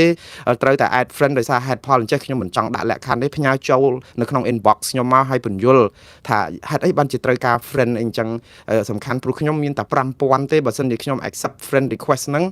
ងប្រហែលជាជន់ជោអស់ហើយគ្មានកន្លែងដាក់ទៀតទេអញ្ចឹងបានខ្ញុំបើកឱកាសប៊ូតុងមួយគឺនៅក្នុង Facebook របស់ខ្ញុំអត់មាន friends request add ទេខ្ញុំដាក់តែ follow ទេកុំឲ្យបងប្អូនពិបាកអាហ្នឹងរឿងមួយអញ្ចឹងខ្ញុំ block គាត់ហ្នឹងគឺដោយសារគាត់ request ខ្ញុំអត់បានឆ្លើយហើយខ្ញុំបានឆ្លើយតបគាត់4 5ដងដែរនៅក្នុងពេលដែលគាត់និយាយ deal រិះគន់ខ្ញុំហ្នឹងខ្ញុំថាមិនស្មោះសរអញ្ចឹងយើងមិនអាចជជែកគ្នាបានទេព្រោះអីខាតពេលទាំងគាត់ខាតពេលទាំងខ្ញុំហើយខ្ញុំក៏ប្រាប់គាត់ថាលើក្រោយម្ដងទៀតទម្លាប់ធំជាងច្បាប់បើត្រាប់កុំត្រាប់ខ្លៅត្រាប់ប្រាជ្ញលោកប្រដៅស្ដីកូនចៅស្ដីឲ្យស្មោះបើស្ដីឲ្យស្មោះមកបើចង់បានឲ្យខ្ញុំធ្វើអីគ្រាន់តែពន្យល់ក្នុងន័យហ្នឹងបានហើយកុំវែងឆ្ងាយទៅអីណាឲ្យខ្ញុំនឹងទៅអានគម្ពីរសាមកុកអីណាបានហើយខ្ញុំគ្មានពេលទៅមើលរឿងសាមកុកអីណាអង្គុយសំកុកចាំមន់ចឹកឲ្យថៃចូលមកដើម្បីក៏បួចគេប្រើតបលីប៉ៃលីពឹងអីណាខ្ញុំអត់បាច់ទៅដល់ហ្នឹងទេរឿងចាស់បុរាណឆ្ងាយណាស់គេដល់បច្ចេកវិទ្យា AI អីអស់គេឡើងដល់ណានៃអស់ហើយយើងនៅសាមកុកហ្នឹងស្លាប់ហើយយើងទៅមិនទាន់គេទេខ្ញុំសូមអធិស្ឋានខ្ញុំមិនមើលស្រាលយុទ្ធសាស្ត្រទ្រឹស្ដីសាមកុកសាមអីនោះទេប៉ុន្តែដោយស្មោះត្រង់គឺវាចាស់កម្រិលយូរពេកហើយសម័យចិនធ្វើសង្គ្រាមតាំងពីរាប់ពាន់ឆ្នាំនោះឥឡូវគេទៅអស់ហើយយើងមានដែលនឹកឃើញថាថៃវាយខ្មែរយកដីថៃយកដីខ្មែរពីអង្កលពីដើមឡើយបើមេដឹកនាំខ្មែរដឹងច្បាស់ថាថៃហ៊ានវាយខ្មែរថៃយើងត្រៀមខ្លួនបាត់មិនធ្វើមកយកទៅសងអញ្ចឹងទេមិនអញ្ចឹងម្ដងទៀតគឺបងប្អូនត្រូវរក្សាចិត្តនឹងឲ្យនឹងណហើយរិះគន់ខ្ញុំក្នុងនៃស្ថាបនាទទួលយកដោយសេចក្តីស្មោះសរជួយរិះគន់ចុះខ្ញុំពេញចិត្តណាស់បងប្អូនហើយខ្ញុំសូមអធិស្ឋានថ្ងៃនេះបើកការវិប្រហាវែងបន្តិចដោយសារតែទេសនាហ្នឹងព្រោះអីរឿងដដែលបើយើងនៅតែរវល់ឬដុំថ្មចោលឆ្កែយើងអត់បានធ្វើអីកើតទៀតទេបងប្អូនអត់បានធ្វើអីសោះហើយខ្ញុំចង់និយាយមួយសារឲ្យចប់ដើម្បីបងប្អូនបានទទួលជ្រាបហើយយល់មួងណារ៉េតដែរអូគាត់មកបើសិនចង់រិះគន់គាត់គឺសរសេរអញ្ចេះមកហើយខ្ញុំមិនទៅ block ចោលទេតែបើជេរបន្តិចឬក៏ខុសហេតុខុសរឿងវាយប្រហាគ្មានហេតុផលខ្ញុំ អត់អោនទេបងប្អូនចេះតែសួរថាចោះតែយើងរិះគន់រដ្ឋាភិបាលអីហ្នឹងយើងមានមើលទេខ្ញុំរិះគន់ខ្ញុំមានហេតុផលរបស់ខ្ញុំមានអឺភ័ស្តុតាងខ្ញុំមានព័ត៌មានខ្ញុំមានអីអញ្ចឹងហើយផ្ទៀងផ្ទាត់ទៅបរដ្ឋាភិបាលគេបំពេញចិត្តតបមកវិញមកហើយខ្ញុំក៏តបទៅវិញបញ្យល់ទៅគាត់អត់ទទួលយកបានសោះគាត់ប្រើពាក្យមួយយ៉ាងខ្លីគាត់ថាយើងបើកចិត្តឲ្យទលាយទៅព្រោះយើងជាអ្នកផ្សាយព័ត៌មានស្ដាប់ឲ្យច្រើនអូយខ្ញុំស្ដាប់ច្រើនណាស់ក៏ប៉ុន្តែខ្ញុំអត់ស្ដាប់ពាក្យពិតអារ៉េងមិនមែនពាក្យពិតរ៉េងសាខ្ញុំអត់ស្ដាប់អាវ៉ាបដូលពេជ្រដែលមកចង់ចាក់ចង់ដោតដោយសារមានពវៀនបတ်ចន្ទះអញ្ចឹងទេខាត់ពេលខ្ញុំអត់ចង់បានអញ្ចឹងទេដូច្នេះខ្ញុំរីបងប្អូនទទួលទៀតមកបងប្អូនដែលជា fan របស់ខ្ញុំ text មកខ្ញុំឆ្លើយតបទៅវិញបងប្អូនប្រហែលជាដឹងហើយមុនណារ៉េតអានសារមួយថ្ងៃប្រហែលជា1000សារ1000 fans ដែលផ្ញើមកខ្ញុំតបបានខ្ញុំតបពេលខ្លះខ្ញុំគ្រាន់តែបើកមើលមិនតបមិនមែនបានន័យថាខ្ញុំមិនយកចិត្តទុកដាក់ទេប៉ុន្តែបងប្អូនខ្លះក្នុងម្នាក់ផ្ញើខ្ញុំអត្ថបទវីដេអូ5 10វីដេអូអីវិញហើយខ្ញុំមាន1000អ្នកដែលផ្ញើមកតើខ្ញុំត្រូវចំណាយពេលមួយថ្ងៃហ្នឹងប្រហែលម៉ោងដើម្បីមើលឲ្យអស់ដើម្បីតបបានអញ្ចឹងសូមអធិស្ឋានផងបន្តមិនអស់ខ្ញុំមើលពេលដែលខ្ញុំមើលហ្នឹងគឺកន្លែងខ្លះខ្ញុំតបទៅវិញទៅខ្ញុំអរគុណកន្លែងខ្លះក៏តបមិនទាន់ដោយសារតែវាច្រើនពេកបើគ្រាន់តែឃើញទៅខ្ញុំដឹងថាអូអានឹងខ្ញុំបានឃើញហើយដែរទេដូច្នេះកុំអន់សពុនចិត្តឲ្យបន្តផ្ញើមកទៀតមកប៉ុន្តែឲ្យជួយសម្រាំងខ្ញុំផងកុំយកសម្រាមច្រើនមកពេកខ្ញុំនឹងក៏ដោយសម្រាមមកដែរព្រោះអីម្នាក់ឯងសុទ្ធសាធអត់មានអ្នកជួយច្រោះទេអ្វីដែលបងប្អូនគិតថាសំខាន់បំផុតដែលត្រូវផ្ញើមកគឺផ្ញើហើយខ្ញុំសូមអរគុណបងប្អូនដែលផ្ញើសារមួយតាក់ទងនឹងរឿងតាក់ស៊ីដែលក្រសួងមហាផ្ទៃឬប៉ូលីសធ្វើទុកបុកម្នេញទារប្រាក់ដល់ទៅ$1,000តាក់ទងរឿងដឹកចិនណាខ្ញុំបានស្រាវជ្រាវទៅឃើញមានព័ត៌មានសមហេតុផលល្មមដែលនឹងផ្សាយនៅក្នុងមេតិការព័ត៌មាននយោបាយនេះបាទអញ្ចឹងចាប់ផ្ដើមអស់ពីការទេសនាចូលដល់ព័ត៌មានមែនតែម្ដងបាទអញ្ចឹងហើយថ្ងៃនេះផ្អែមបន្លែដោយសារតែវាជាព្រឹកថ្ងៃសៅរ៍ហើយតាមធម្មតាខ្ញុំអត់ធ្វើការទេថ្ងៃសៅរ៍ហ្នឹងអញ្ចឹងនៅកំដរបងប្អូនយប់ជ្រៅសូមអធិស្ឋានបងប្អូនទទួលទានដំណេកសិនទៅស្អែកឡើងសម្បើកមើលក៏បានដែរព្រោះបង្អែមមួងរ៉េតនេះវាល្អត្រង់ចេះបើកទ្វាររ៉េតនៅហ្នឹងដួសផ្សៀងអញ្ចឹងក៏ទទួលទានក្តៅអញ្ចឹងទៅហើយបើសិនជាមកមិនទាន់ទេរវល់ធុរៈអីត្រូវសម្រាប់អស់កម្លាំងអីទទួលទានដំណេកទៅភ្ញាក់ឡើងមកតូបហ្នឹងបើកទ្វារមកយកទៅទទួលទានទៅអត់អីទេនៅហ្នឹងដាក់នៅក្នុង YouTube អត់មានលុបទៅណាទេគឺមានដាក់ថ្ងៃខែអីស្រួលបួលមានលេខលំដាប់លំដោយអីបងប្អូនមានកន្លែងណាដែលផ្សាយផ្ទាល់ដាក់ថាផ្សាយផ្ទាល់កន្លែងណាដែលផ្សាយឡើងវិញដាក់ផ្សាយឡើងវិញទៀតអត់ឲ្យបងប្អូនពិបាកថាអានេះផ្សាយផ្ទាល់ឬក៏ផ្សាយឡើងវិញអញ្ចឹងស្រួលអស់ហើយបង្អែមហ្នឹងគឺដាក់តាមកញ្ចប់អញ្ចឹងមកថាបង្អែមនេះគឺក្តៅអាបង្អែមនេះធ្វើពីប្រឡប់អីចឹងតែក្របទុកជូនបាទអញ្ចឹងទៅទី1ប្រធានាធិបតីអ៊ីរ៉ង់សុំទោសប្រទេសជិតខាងនិងសន្យាឈប់ប្លង់គ្រាប់ដាក់ទៀតក្រោយទ្រាំខ្លួនខ្លាំងកម្ពុជាផ្អាកការបញ្ជូននិស្សិតឬក៏ពលករទៅធ្វើការឬទៅសិក្សានៅប្រទេសអ៊ីស្រាអែលនៅមជ្ឈមបូព៌ាជាបណ្ដោះអាសន្នសិនប្រព័ន្ធផ្សព្វផ្សាយកម្ពុជានៅតែសម្រុកនាំគ្នាផ្សាយកាន់ជើងអ៊ីរ៉ង់ថាតើចង់បានអ្វីឲ្យប្រកបអាជ្ញាធរអនុញ្ញាតឲ្យក្រុមអង្គការសង្គមស៊ីវិលប្រពៃទិវាអន្តរជាតិនារី8មីនាតែត្រូវធ្វើនៅទីតាំងថ្មីតំណាងអ្នករត់តាក់ស៊ីដែលដឹកភ្ញៀវចិនអះអាងថាការធ្វើទុកបុកម្នេញរបស់ប៉ូលីសគឺពិន័យពួកគាត់រហូតដល់ទៅជាង$10,000ក៏មានលោកត្រាំប្រកាសតាមកំទេចក្រុមមនុស្សនៅតំបន់ផ្សេងទៀតឲ្យខ្ទេចដូចផេះផង់អាមេរិកលក់គ្រឿងសព្វាវុធយោធាបន្ថែមជួយអ៊ីស្រាអែលដោយមិនចាំបាច់ឆ្លងការឯកភាពពីរដ្ឋសភានិងសរុបព្រឹត្តិការណ៍ប្រចាំថ្ងៃនេះប្រចាំរាត្រីមែនតើបាទរឿងទី1ទៅមុនបងប្អូនប្រធានធិបតីអ៊ីរ៉ង់សុំទោសប្រទេសជិតខាងហើយសន្យាថាឈប់ប្លង់គ្រាប់ដាក់ទៀតក្រោយទ្រាំខ្លួនខ្លាំងមែនតើហេតុអីបានជាសក់ប្រធានប្រធានាធិបតីរបស់អ៊ីរ៉ង់សុំទោសប្រទេសជិតខាងហើយប្រទេសជិតខាងហ្នឹងប្រទេសណាខ្លះបងប្អូនដឹងហើយថាសង្គ្រាមនៅអ៊ីរ៉ង់នេះគឺចូលដល់ថ្ងៃម៉ានហើយមួយអាទិត្យហើយនេះមកពីថ្ងៃ28មកមួយអាទិត្យហើយមួយអាទិត្យនេះគឺខ្ទេចខ្ទីគ្រប់ហេដ្ឋារចនាសម្ព័ន្ធប្រដាប់អាវុធរបស់អ៊ីរ៉ង់ហ្នឹងគឺខ្ទេចវាអត់ទាន់មានទ័ពថ្មើរជើងអាមេរិកចោះចូលនៅឡើយទេតែចោះទៅដល់មិនមែនថាចោះចូលសម្រុកដល់ក្នុងដែនអធិបតេយ្យរបស់អ៊ីរ៉ង់ហ្នឹងនៅឡើយទេដោយសារលោកត្រាំអត់ទាន់បញ្ជូនទ័ពអាមេរិកចោះទៅដល់ដីអ៊ីរ៉ង់នៅឡើយទេហើយនេះលោកត្រាំបានប្រាប់ថាអត់មានសម្រាប់ថាមិនបញ្ជូនទេចង់និយាយថាជំរឿសនេះអត់ទាត់ចោលទេបើដល់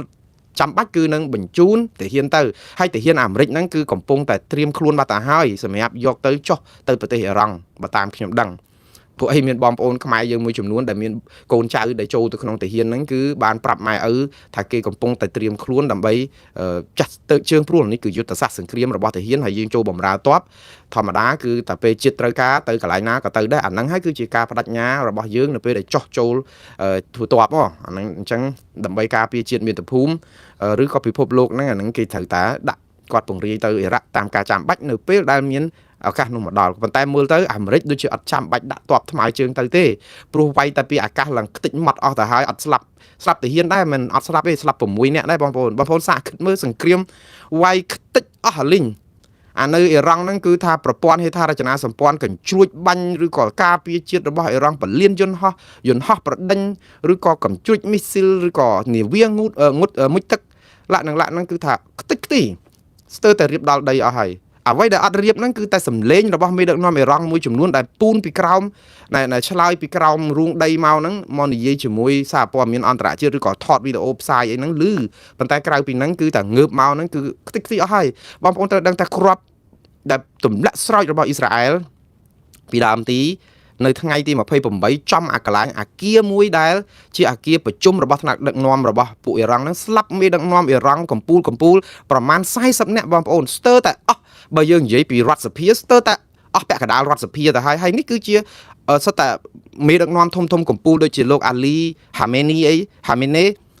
ដែលស្លាប់ហ្នឹងគាត់ទៅរកកូនចៅអីយកមកអ្នកផ្សេងហ្នឹងគេលើកកូនគាត់ឲ្យមកធ្វើជាមេដឹកនាំបន្តប៉ុន្តែវាមិនបានផលទេព្រោះមេដឹកនាំធំកំពូលហ្នឹងដែលកាន់30-40ឆ្នាំហ្នឹងស្លាប់បាត់ទៅហើយប្រជាពលរដ្ឋផ្ដាល់ជំនឿទៅឲ្យមេដឹកនាំនេះស្លាប់បាត់ហើយដោយទាំងកូនប្រសាកូនចៅអីមកកណោនឹងមន្ត្រីក្រសួងការពារជាតិក្រសួងអីទៅសឹងស្ថានមកទាំងអស់ហើយបងប្អូនសូម្បីតែមនុស្សដែលសំខាន់នៅក្នុងជួរដែលថាស្លាប់ទៅហ្នឹងក៏មានមនុស្សមួយចំនួនដែលជាមនុស្សរបស់អាមេរិកដែលនឹងអាចយកមកធ្វើកិច្ចការងារនឹងជំនួសរដ្ឋាភិបាលផ្ដាច់ការនឹងដែរប៉ុន្តែស្លាប់អស់ដែរវាអកុសលដែរណាព្រោះអាមេរិកគឺគាត់ចង់ឲ្យយកមនុស្សដែលជាជនជាតិអ៊ីរ៉ង់ខ្លួនឯងហ្នឹងទៅគ្រប់គ្រងប្រទេសអ៊ីរ៉ង់អាចជាក្រុមប្រឆាំងអីអញ្ចឹងណាដើម្បីដឹកនាំប្រទេសព្រោះជាអ៊ីរ៉ង់អត់ឲ្យមានរូបភាពជាអាមេរិកជាអីទៅគ្រប់គ្រងដែនអធិបតេយ្យរដ្ឋាភិបាលម្ចាស់ផ្ទះគេទេអាមេរិកហ្នឹងក៏ប្រកែរៀបចំដែរប៉ុន្តែមិនស្រួលទេព្រោះអីអ៊ីរ៉ង់នេះណាគឺជាប្រទេសផ្ដាច់ការជាង70-40ឆ្នាំហើយបងប្អូនដោយរបបខ្មែរក្រហមតា3ឆ្នាំ8ខែ20ថ្ងៃសោះតើបងប្អូនដែលគិតថាអ្នកណាមួយដែលអាចនឹងក្រោកជំនួសខ្មែរក្រហមបានដែលឧទាហរណ៍ថាបើមានអង្គការចាត់តាំងណាមួយទៅវាយខ្មែរក្រហមឲ្យដួលរលំទៅតើអ្នកណាដែលហ៊ានក្រោកតវ៉ាខ្មែរក្រហមបាននៅក្នុងរបបខ្មែរក្រហមបងប្អូនសាករមើលតែមួយមើលព្រោះសៅភឹមឬក៏អ្នកណាផ្សេងទៀតដែលហ៊ានងើបតែបន្តិចដែលនៅតំបន់មជ្ឈិមនៅបូព៌ានៅខាងខេត្តកំពង់ចាមអីហ្នឹងគឺភាគខាងកើតហ្នឹងគឺយកមកដាក់គុកទួលស្លែងអស់ហើយហ្នឹងមេដឹកនាំកំពូលរបស់ខ្មែរក្រហមយកមកដាក់គុកទួលស្លែងដើម្បីសម្លាប់ទាំងអស់អ្នកណាហ៊ានក្អកដូច្នេះនៅពេលដែលយើងរំលាយរបបខ្មែរក្រហមនៅឆ្នាំ1976 77អីបើថាបំផ្លាញបានក៏អត់មានអ្នកណាអាចនឹងមកឡើងជំនួសបានភ្លាមដែរវាពិបាកណាស់ទើបតែចុងឆ្នាំ1978មកនេះឬក៏ចាប់ពី77ចុង77 78អីហ្នឹងមក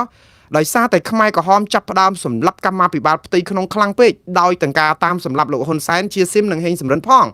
ដែលពីដើមឡើយជាកម្មាភិបាលខ្មែរក្រហមដូចគ្នាទេក៏នាំគ្នាភៀសខ្លួនទៅតំបន់ភាគខាងកើតបង្កើតរណសេរី2ធ្នូហើយក៏ទៅនាំទ័ពវៀតណាមហ្នឹងដើម្បីចូលមកវាយលុកកម្ពុជាហើយវៀតណាមក៏លើកបន្ទុកលោកកាលហ្នឹងមានលោកប៉ែនសវណ្ណនិងក្រុមលោក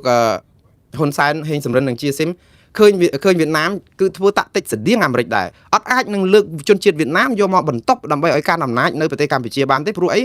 មករំដោះប្រទេសកម្ពុជាខុសច្បាប់មួយសារហើយអញ្ចឹងទៅយកជនជាតិវៀតណាមមកកាន់ប្រទេសកម្ពុជារត់តែខុសខ្លាំងទៀតអញ្ចឹងដើម្បីលេះគឺយកខ្មែរហើយខ្មែរណាគឺខ្មែរដែលជំទាស់របបខ្មែរក្រហមហើយខ្មែរដែលជំទាស់របបខ្មែរក្រហមហ្នឹងគឺកម្មាភិបាលខ្មែរក្រហមដែលរងការធ្វើទុកបុកម្នេញចង់សម្លាប់គ្នាឯងដល់តែពេលអញ្ចឹងទៅបើនៅក្នុងស្រុកខ្មែរលោកហ៊ុនសែនលោកជាស៊ីមនិងលោកហេងសំរិនក៏គ្មានវាសនាខុសគ្នាពីប្រជាពលរដ្ឋផ្សេងទៀតទាំង1.7 លាននាក់នឹងដែរគឺនឹងត្រូវគេសម្លាប់បាត់ទៅហើយប៉ុន្តែគាត់ដឹងខ្លួនមុនគាត់ក៏រត់គេច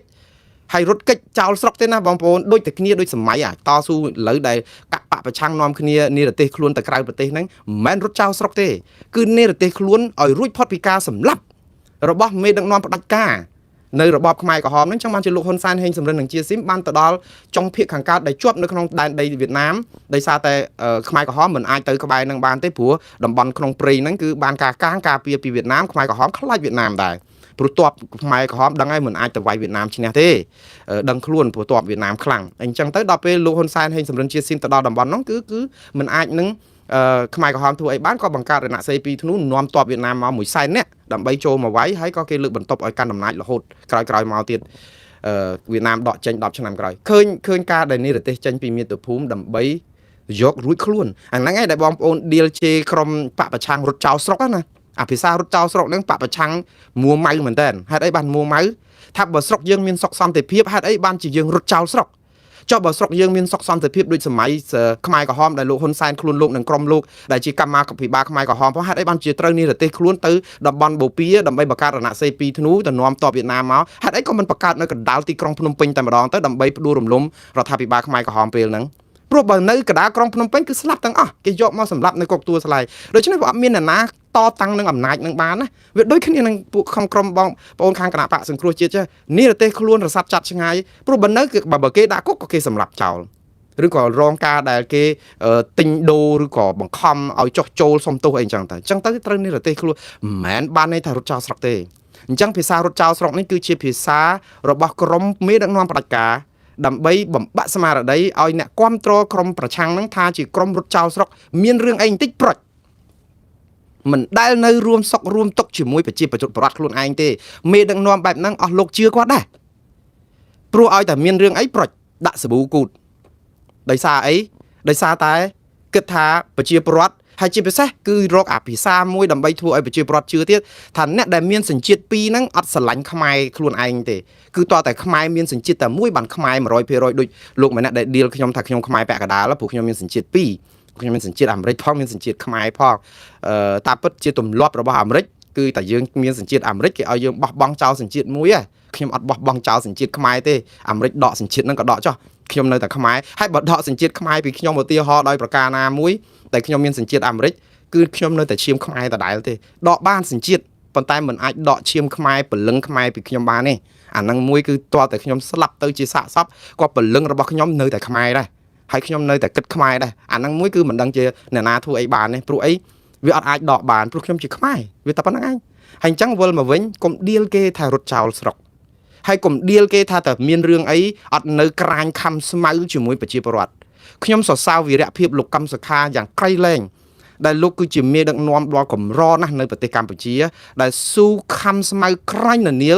ាដើម្បីនៅអែបជាមួយនឹងប្រជាពលរដ្ឋដែលរងការធ្វើទុកបុកម្នេញសុកចិត្តឲ្យគេចាប់ដាក់គុកសុកចិត្តឲ្យគេចាប់ផ្ដន្ទាទោសនៅក្នុងពន្ធនាគារឥឡូវនេះ27ឆ្នាំដាក់គុកនៅក្នុងផ្ទះអត់អាចចេញទៅណាអត់អាចធ្វើនយោបាយនេះជាវីរៈភាពដ៏អស្ចារ្យរបស់លោកកឹមសុខាប៉ុន្តែមិនគួរណាយកវីរៈភាពរបស់លោកកឹមសុខាទៅប្រៀបធៀបជាមួយនឹងលោកសំរងស៊ីឬក៏សកម្មជនគណៈបកប្រឆាំងដទៃទៀតថាគេរត់ចោលស្រុកក្រុមនេះបើគាំទ្រក្រុមលោកកឹមសុខាទើបជាអ្នកដែលនៅស្នេហាជាតិនៅជាប់ប្រជាពលរដ្ឋយើងត្រូវសរសើរវីរៈភាពរបស់លោកកឹមសុខាដែលមិនអាចកាត់ថ្លៃបានដោយលោកពុះពៀសុកចិត្តនៅខំស្មៅជាមួយប្រជាពលរដ្ឋប៉ុន្តែនៅក្នុងពេលហ្នឹងមិនមែនបានន័យថាអ្នកដែលភៀសខ្លួនចេញទៅក្រៅប្រទេសបាត់តម្លៃអស់ថាយើងរត់ចោលគ្នាទេមិនមែនចឹងទេ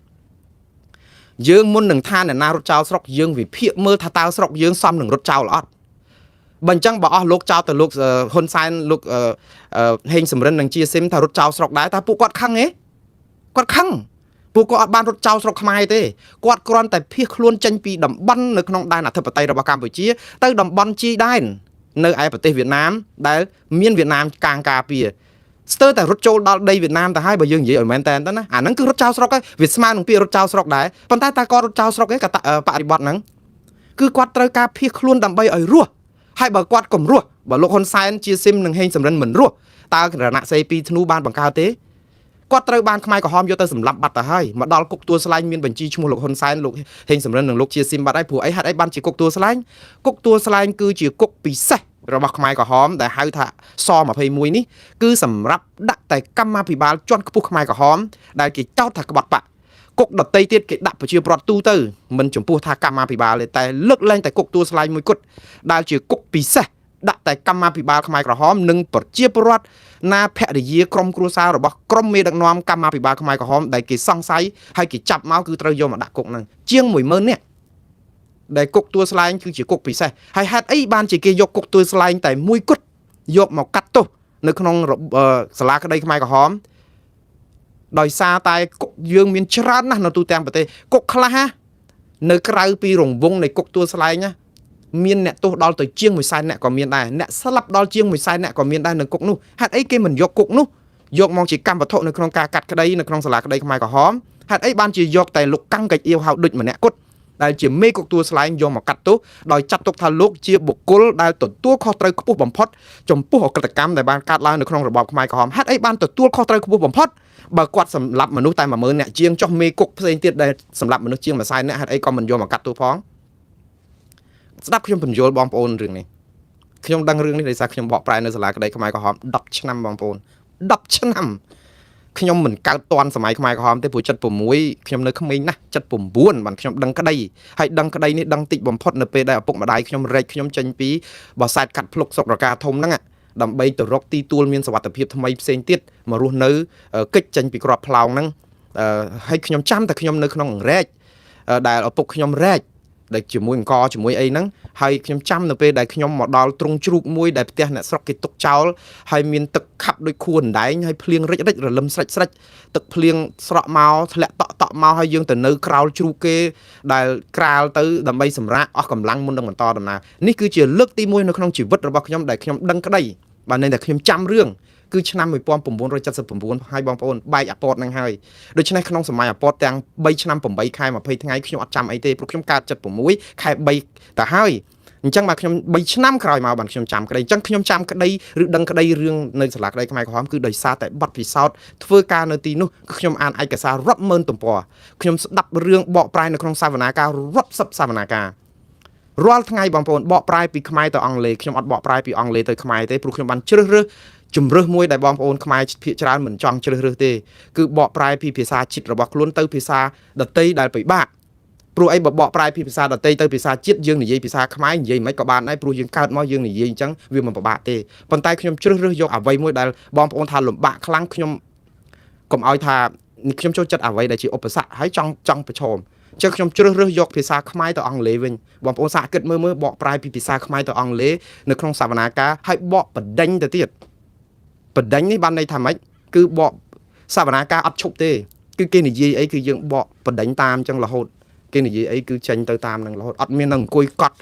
់គេនិយាយ10ម៉ាត់ចឹងគេផ្អាក1នាទីមកអង្គុយកត់ឲ្យរកវចនានុក្រមអីមកឲ្យចាំបកអត់ទ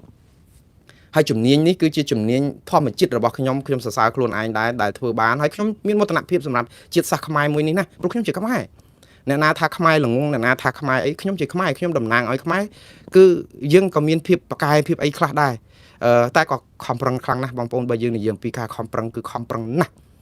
គឺថាសឹងថាគ្មានពេលសម្រាកទេគ្មានពេលហូបបាយត្រង់មាត់ទេដោយសារតែត្រូវរៀនអាភាសាអង់គ្លេសហ្នឹងដែលជាមិនភាសារបស់យើងហើយដើម្បីបកប្រែភាសាច្បាប់បានដើម្បីបកប្រែភាសាបច្ចេកទេសបានហើយដើម្បីធ្វើកិច្ចការងារនៅក្នុងតុលាការមួយដែលមិនមែនតែសម្រាប់តែយើងបកឲ្យតែលឺទេបងប្អូនណាគឺជារឿងស្លាប់រស់របស់ជាតិគឺជារឿងស្លាប់រស់របស់ជនជាប់ចោតនៅចំពោះមុខវងកញ្ចក់ហ្នឹងយើងបកខុសតែមួយម៉ាត់ពីរគឺដូចជាដាក់ទោសឲ្យគេជាប់គុកអស់មួយជីវិតអញ្ចឹងឧទាហរណ៍ដោយអយុត្តិធម៌រឿងនេះគឺទទួលយកមិនបានទេអញ្ចឹងប្រឹងហើយអ្វីដែលជាការទទួលខុសត្រូវរបស់ខ្ញុំមួយទៀតមិនមែនតែគ្រាន់តែបកប្រែពីខ្មែរទៅអង់គ្លេសហ្នឹងដើម្បីឲ្យសវនាការទាំងអស់បានឮទេជាភាសាអង់គ្លេសហ្នឹងតែមួយមុខទេគឺមានភាសាបារាំងទៀតព្រោះនៅសាលាក្តីខ្មែរក្រហមមានខ្មែរអង់គ្លេសនិងបារាំងភាសា3នេះជាភាសាផ្លូវការសម្រាប់សាលាក្តីខ្មែរក្រហមអញ្ចឹងនៅពេលដែលបកប្រែគឺខាងបារាំងត្រូវការបកប្រែឲ្យបងប្អូនបារាំងស្ដាប់បានដែរអញ្ចឹងមានអ្នកបកប្រែពីអង់គ្លេសទៅបារាំងមួយក្រុមទៀតអញ្ចឹងមាន3ក្រុមអ្នកបកប្រែខ្មែរអ្នកបកប្រែបារាំងអ្នកបកប្រែអង់គ្លេស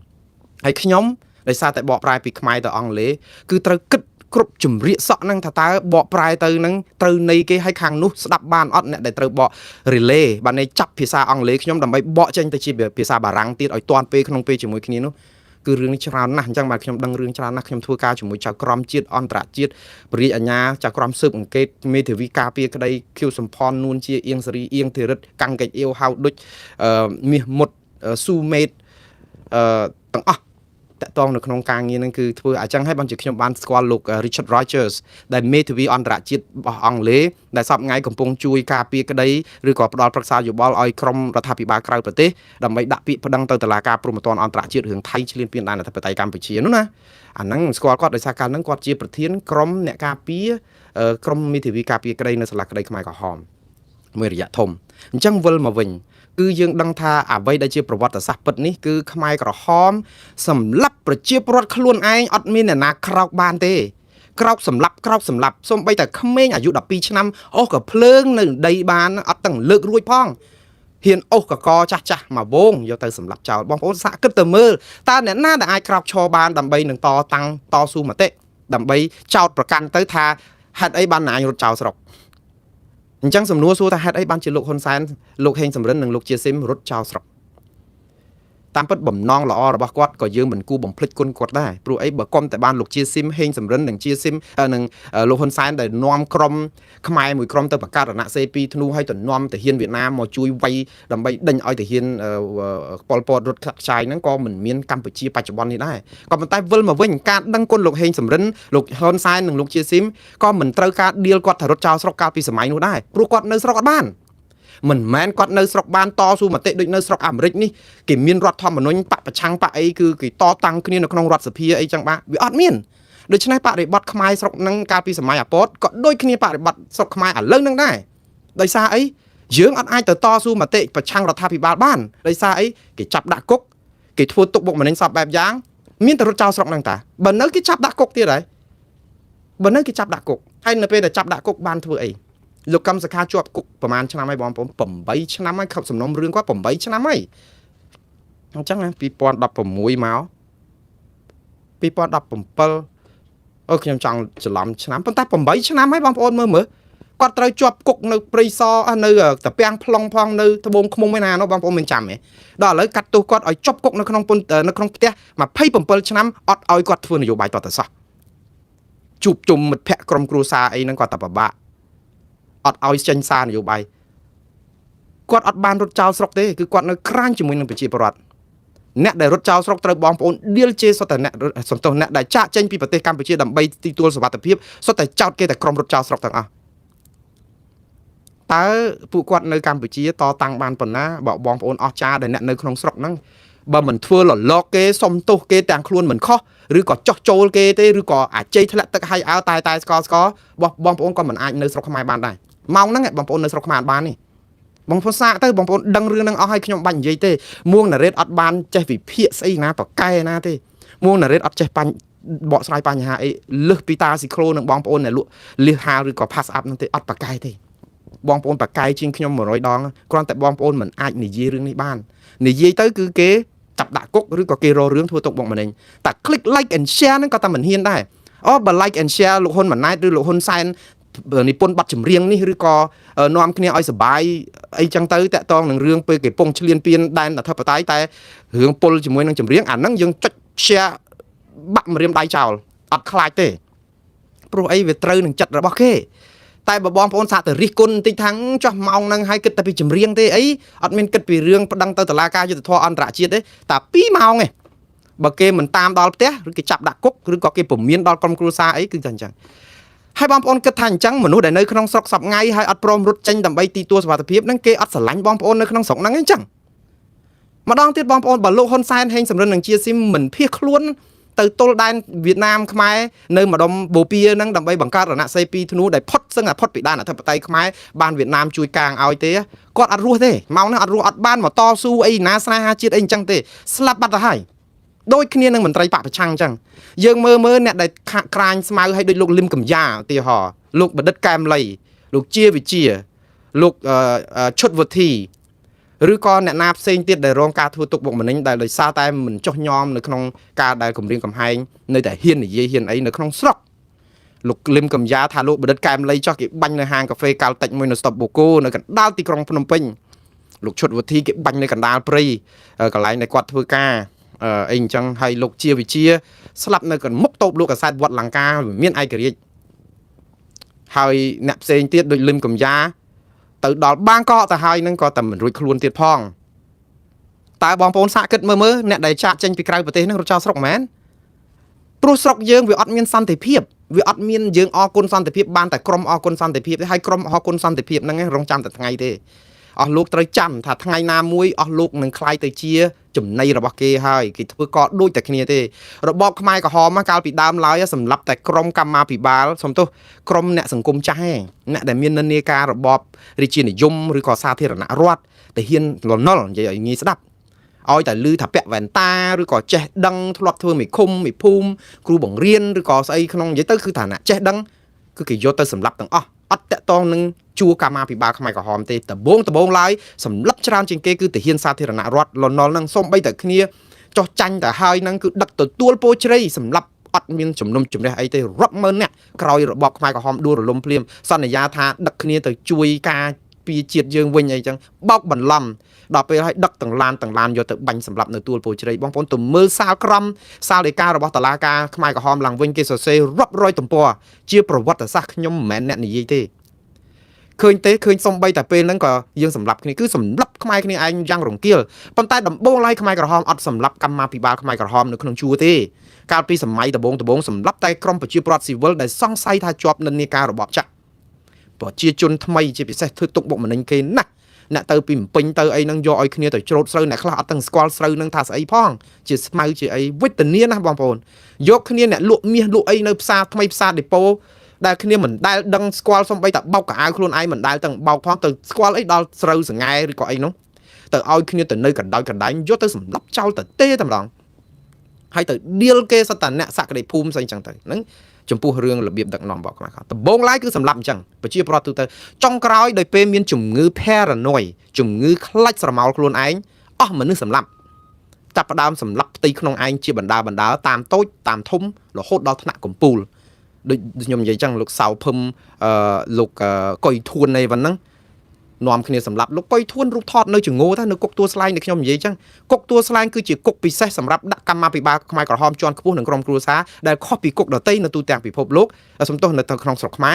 រដែលគេយកតែគុកទួលស្លែងមួយមកកាត់ទោសហើយយកមេគុកទួលស្លែងលោកកាំងកៃអៀមកកាត់ទោសដោយសារតែវាជាគុកមជ្ឈិមបមជ្ឈមណ្ឌលកណ្ដាលសម្រាប់សម្រាប់កម្មាភិបាលខ្មែរក្រហមគុកដតីទៀតគឺប្រជាពលរដ្ឋស៊ីវិលគឺគេមិនអាចយកមកបានទេគុកច្រើនអញ្ចឹងមេគុករាប់រយគេគ្រាន់តែឧបកិច្ចមួយគឺយកគុកទួលស្លែងគឺជាមេគុកគេថាចោះកាំងកៃអៀវហ្នឹងគាត់ធំប៉ុណ្ណាគាត់ធ្វើមេគុកទួលស្លែងសម្រាប់មនុស្ស 12000 អ្នកជាងហ្នឹងគុកគេរាប់សែនហើយអីក៏មិនសម្រាប់ជាការពិតហើយគុកពិសេសនេះមានតែ170,000 អ្នកមែនប៉ុន្តែជាក្រុមមេដឹកនាំចាត់តាំងរបស់ខ្មែរក្រហមដូចម្ដងទៀតបងប្អូនបើគុំតែលោកហ៊ុនសែនហេងសំរិននឹងជាស៊ីនគិតខ្លួនពីប្រទេសកម្ពុជានេះហាគុំថាឈប់ខំស្មៅទៅទល់ដែនទៅដើម្បីគិតផុតពីការសម្លាប់គុំអីคล้ายទៅជាផេះផង់នៅជើងឯកហើយទួលជើងឯកហើយអានេះគឺជាការពិតនៅក្នុងប្រវត្តិសាស្ត្រគាត់គិតទៅដើម្បីអីប្រមូលផ្ដុំគ្នាមកសង្គ្រោះប្រជាពលរដ្ឋយើងរហូតដល់រស់រានមានជីវិតដែលនៅសល់ក្រោយខ្មែរក្រហមប្រហែល 3-4 លានអ្នកដំបូងឡើយ7 លានក្រោយខ្មែរក្រហមនៅសល់តែ4 លានអ្នកជាងទេដូច្នេះស្លាប់អស់1 លាន 7 សែនអ្នកខ្លះថា3 លាន 4 លានប៉ុន្តែអត់ទេគេអ្នកសិក្សាស្រាវជ្រាវគេរកឃើញថាមានតែយកតួលេខ1 លាន 7 សែនអ្នកបងប្អូនទាំងអស់គ្នាណា1 លាន 7 សែនអ្នកគឺជាតួលេខដែលសាលាក្តីខ្មែរក្រហមយកជាផ្លូវការប្រើប្រាស់អត់មាន3 លានទេយើងទៅរកប្រជាពលរដ្ឋហ្នឹងយើងស្ដាយពញ្ញាណខណ្ឌគាត់បាក់យើងថា3 លានហ្នឹងគឺជាឃោសនាដែលគេប្រើមកអាយុហើយយើងទៅកែទៅប្រវត្តិសាស្ត្រហើយខ្ញុំអត់មាននិយាយពាក្យហ្នឹងដើម្បីឲ្យបាត់មនុស្សចុះ1 លានអ្នកជាងទៀតហ្នឹងនៅណាព្រលឹងពញ្ញាណខណ្ឌគេនៅណាមិនបាននិយាយចឹងខ្ញុំអត់មាននិយាយចឹងទេមិនមែនជាតួលេខដែលខ្ញុំបង្កើតទេគឺជាតួលេខដែលសាលាក្តីខ្មែរក្រហមព្រមព្រៀងយកមកប្រើដោយមានការស្រាវជ្រាវច្បាស់លាស់របស់បណ្ឌិតបញ្ញវន្តកវីអ្នកស្រាវជ្រាវផ្នែកប្រវត្តិសាស្ត្រខ្មែរក្រហមហ្នឹងគឺគេសង្ខេបមកថាមានប្រមាណជា1 លាន 7 សែនអ្នកហ្នឹងចឹងយកប្រើទៅអញ្ចឹងវិលមកវិញគឺបានន័យថាកុំឌីលគ្នាពីរឿងរត់ចោលស្រុកព្រោះអីការរត់ចោលស្រុកនៅពេលដែលស្រុកអត់មានសន្តិភាពហើយដើម្បីកសាងកម្លាំងដើម្បីរំដោះប្រជាពលរដ្ឋសង្គ្រោះជាតិមាតុភូមិយើងពីរឿងអីមួយគាត់ក៏ជាអ្នកស្នេហាជាតិដែរបើនៅគេសម្លាប់ចោលឥឡូវវិលមករឿងអ៊ីរ៉ាក់អ៊ីរ៉ង់វិញវែងតិចបងប្អូនដែលខ្ញុំថាវែងព្រោះអីដោយសារយុគនេះយុគជ្រៅនៅបងប្អូននៅខ្មែរតែខ្ញុំអត់ធ្វើការតែខ្ញុំសូមអធិស្ឋានផងបើសិនជានេះបងប្អូនទទួលទានដំណេកសិនទៅបិទសិនទៅហើយស្អែកសមើទៀតព្រោះវីដេអូផ្សាយផ្ទាល់នេះនៅទីនេះទេនៅអ៊ីរ៉ង់នេះណាអាមេរិកតាំងចិត្តច្បាស់ណាស់គឺទៅដើម្បីឲ្យប្រជាពលរដ្ឋអ៊ីរ៉ង់ដឹកនាំប្រទេសអ៊ីរ៉ង់ទៅរកអ្នកណាបងប្អូនសាកសួរទៅរកណាឥឡូវឧទាហរណ៍ថាឲ្យអាមេរិកចូលទៅក្នុងប្រទេសកម្ពុជាធ្វើដូចនេះអ៊ីរ៉ង់ខ្ញុំអត់ចង់ឲ្យធ្វើអញ្ចឹងទេខ្ញុំឧបមាឲ្យសូមអធិស្ឋានបងប្អូនថ្នាក់ដឹកនាំគណៈបកកណ្ដាលអំណាចកុំមានជំងឺខ្លាចសម្ោលខ្លួនឯងមួងណារ៉េតគ្រាន់តែឧទាហរណ៍ដើម្បីឲ្យប្រជាពលរដ្ឋយល់តែខ្ញុំជឿថាអាមេរិកអត់មានរឿងអីទៅវាយកបួចមេដឹកនាំខ្មែរណាទេមិនបាច់ភ័យទេព្រោះខ្មែរអត់មានចំណែកអីដែលចំណេញដល់អាមេរិកតាន់តិចក៏អត់ដែរ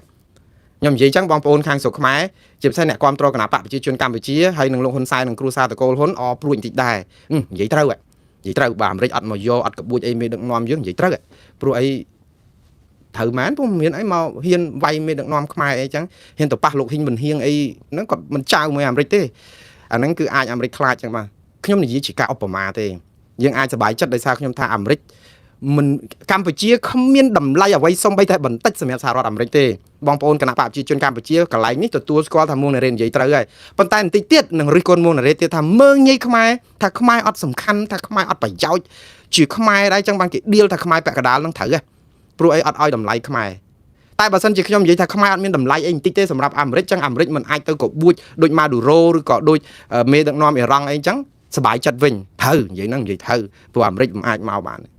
នបងប្អូនការពិតវាអត់មែនយើងចេះតែល្អយកមកដាក់យើងអាក្រក់រុញទៅឲ្យគេនិយាយសរសើរយើងត្រូវដល់ពេលគេឈប់និយាយសរសើរយើងខុសអត់ទេការពិតវានៅតែជាការពិតមិនចំពោះមុងណារ៉េតនិយាយឬក៏មិននិយាយទេអញ្ចឹងនៅពេលដែលបងប្អូនស្អប់អ្នកណាក៏ដោយបងប្អូនគិតឡើងវិញតើការស្អប់របស់យើងប្រកបដោយអកតេទាំង4ឬក៏យ៉ាងម៉េចអកតេមាន4យ៉ាងបងប្អូនអកតេមិនមែនបានន័យពីអាក្រក់ទេអកតេបានន័យថាមកពីកតេបុកនឹងអកតេគឺការគិតត្រេះរិះពិចារណាហ្នឹងគឺបានន័យថាលំអៀងគឺវាលែងគិតលែងអីហើយព្រោះន័យថាវាលំអៀងដោយរឿងអីដូចថាលំអៀងដោយសារការស្អប់អញ្ចឹងទៅពេលតែមានអកតេមួយនៃការស្អប់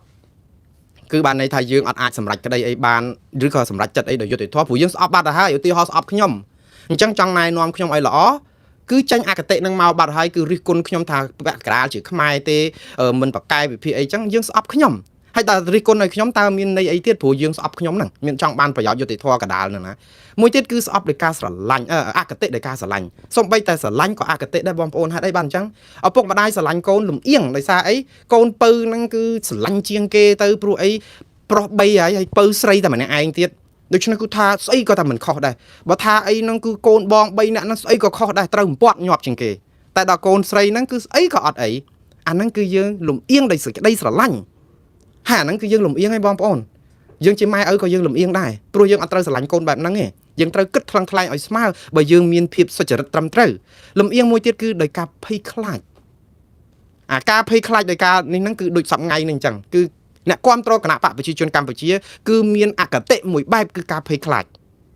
ញ្ចឹងត្រូវសរសើររដ្ឋាភិបាលត្រូវលើកជើងរដ្ឋាភិបាលត្រូវតែស្គាល់ត្រូវអាជ័យធ្លាក់ទឹកដើម្បីតែរួចខ្លួនព្រោះតែមិនសរសើរមិនអីឬក៏មិនតាមគេគឺភ័យនឹងជីវិតភ័យនឹងសុវត្ថិភាពភ័យនឹងគ្រួសារភ័យនឹងលបរស៊ីភ័យនឹងគេធ្វើទុកបុកម្នេញលាក់នឹងលាក់ឲ្យអាប្រព័ន្ធយុតិធធម៌ហ្នឹងវាអត់មានយុតិធធម៌ទៀតអញ្ចឹងរត់តែភ័យទៀតហើយទៅចាប់ផ្ដើមធ្វើឲ្យគេជន់បានគេគៀបបានហើយដោយសារយើងភ័យដោយសារតែការភ័យខ្លាចហ្នឹងគឺយើងលំអៀងហ្នឹងឃើញហ្នឹងមួយទៀតគឺភ័យដោយអាការលំអៀងដោយការខឹងការស្អប់អាស្រឡាញ់មានហើយមានឥឡូវស្អប់ម្ដងស្អប់គេអីអញ្ចឹងច្រើនយ៉ាងបងប្អូនខ្ញុំអត់ទៅបញ្យល់អកតេតែ9យ៉ាងហ្នឹងទេគ្រាន់តែបញ្យល់ថាលំអៀងហើ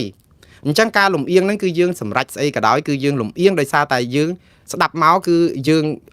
បើថ្លឹងថ្លែងទៅគឺយើងខ្វះសុភវិនិច្ឆ័យកណ្ដាលហើយអញ្ចឹងជាមនុស្សយើងត្រូវថ្លឹងថ្លែងពាក្យខ្លះមិននិយាយល្អ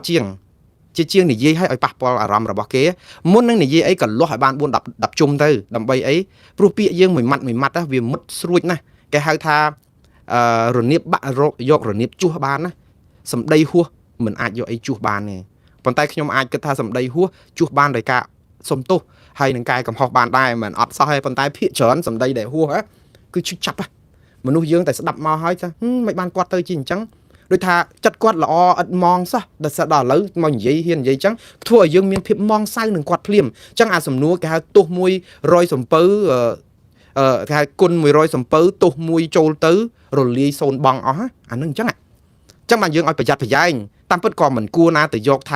ាគុណគេ100សំពៅទោស1ចូលទៅរលាយសូន្យអស់អញ្ចឹងក៏ថាមិនត្រូវ 100% ដែរបងប្អូនគាត់ថាយើងថ្លឹងថ្លែងថាតើទោសនឹងវាធ្ងន់ប៉ុណ្ណាទៅបើយើងមានការថ្លឹងថ្លែងត្រឹមត្រូវទោសនឹងក៏នៅតែអាចអត់អោនបានដែរព្រោះអីគាត់ធ្វើល្អច្រើនហើយយកអាអំពើល្អនឹងមកទូទាត់គ្នាទៅថ្លឹងថ្លែងទៅក៏អាចនឹងអនុគ្រោះអហោសកម្មអីបានដែរហើយបើមនុស្សនឹងសុំទោសទៀតរឹតតែអាចអនុគ្រោះបានទៀតអញ្ចឹងត្រឡប់មកវិញពីរឿងដែលយើងត្រូវនិយាយថាអាការលំអៀងអាការស្អីហ្នឹងគឺដូចនៅក្នុងការដឹកនាំប្រទេសនៅប្រទេសអ៊ីរ៉ង់អាមេរិកចង់ឲ្យមេដឹកនាំអ៊ីរ៉ង់ហ្នឹងជាប្រជាពលរដ្ឋដែលជាអ្នកប្រឆាំងនៅក្នុងប្រទេសអ៊ីរ៉ង់យកមកការពារឬក៏ដឹកនាំប្រទេសចុះឥឡូវទៅរកក្រុមប្រឆាំងហ្នឹងមកពីណា យើងទៅរកក្រុមប្រឆាំងមកពីណានៅស្រុកខ្មែរដើម្បីអាចកសាងប្រទេសនេះមួយបើសិនជាទីហោអាមេរិកទៅកបួចមានដឹកនាំយើងដោយប្រការណាមួយម្ដងទៀតរឿងនេះមិនកើតឡើងទេប៉ុន្តែជារឿងឧបមាហើយបើសិនជាគេកបួចតើយកណាមកដឹកនាំប្រទេសអូយើងថាមានហើយឥឡូវលោកកម្មសខាជាប់ពន្ធនាគារ27ឆ្នាំលោករងឈុនជាប់តុលាការស្រោចអ្ន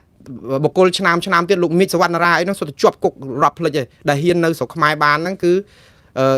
រងការធ្វើទុកបុកម្នេញយ៉ាងដំណំហេដ្ឋារចនាសម្ព័ន្ធនៃក្រមបកប្រឆាំងគឺតែដាប់ទៅដួសស្ទើរតែដល់ដីរដ្ឋាភិបាលគេប្រហើបបន្តិចកុំឲ្យថាគេនឹងរឹបដាច់ភឹងទៅសំណុកអួតទៅអន្តរជាតិថាថាគេកំព្រាមកំហែងសម្លេងប្រឆាំងណាឃើញអង្គការសង្គមស៊ីវិលគេអាចធ្វើបាតកម្មបានខ្លះគាត់ប្រក្រាបខ្លះចឹងទៅតែបើបន្តិចទៅហកគណៈបកប្រឆាំងគេបើបន្តិចប្រហើបបន្តិចទៅលោកមីកសវណ្ណរាអីលោករងឈុនអីនៅអាចចូលរួមសកម្មភាពនយោបាយអត់តែលោកកម្មសខាមួយមិនស្លាប់មែនស្រុកខ្មែរគណៈបកប្រឆាំងអត់ប្រមាណបកហ្នឹងគណៈបកប្រឆាំងដែលគេចូលរួមជាមួយរដ្ឋាភិបាលអីក្រុមប្រឹក្សាពិគ្រោះយោបល់អីណានោះ10 20 បកនោះហ្នឹងអត់មែនស្រុកខ្មែរក្លាប់ចាក់មែននេះគេចង់យកសារអញ្ចឹងទៅវិញណាបងប្អូនប៉ុន្តែមិនមែនអញ្ចឹងទេពាក្យថាមានសេរីភាពគឺអត់មែនមានសេរីភាពដោយការជ្រើសរើសមកកដប់នេះមកកដប់នោះទេសេរីភាពគឺសេរីភាពព្រះអាទិត្យគឺក្តៅវាអត់មានព្រះអាទិត្យអត់ក្តៅទេនៅអាហ្វ្រិកាក្តៅជាងនៅអាមេរិកអត់សូវក្តៅទេវាអត់មានអ្នកណាកន្លែងណាអត់ក្តៅទេបងប្អូនគឺព្រះអាទិត្យគឺកម្ដៅវាដូចគ្នាជះមកលើផែនដីនឹងដូចគ្នាគឺចម្ងាយប្រវែងគ្ន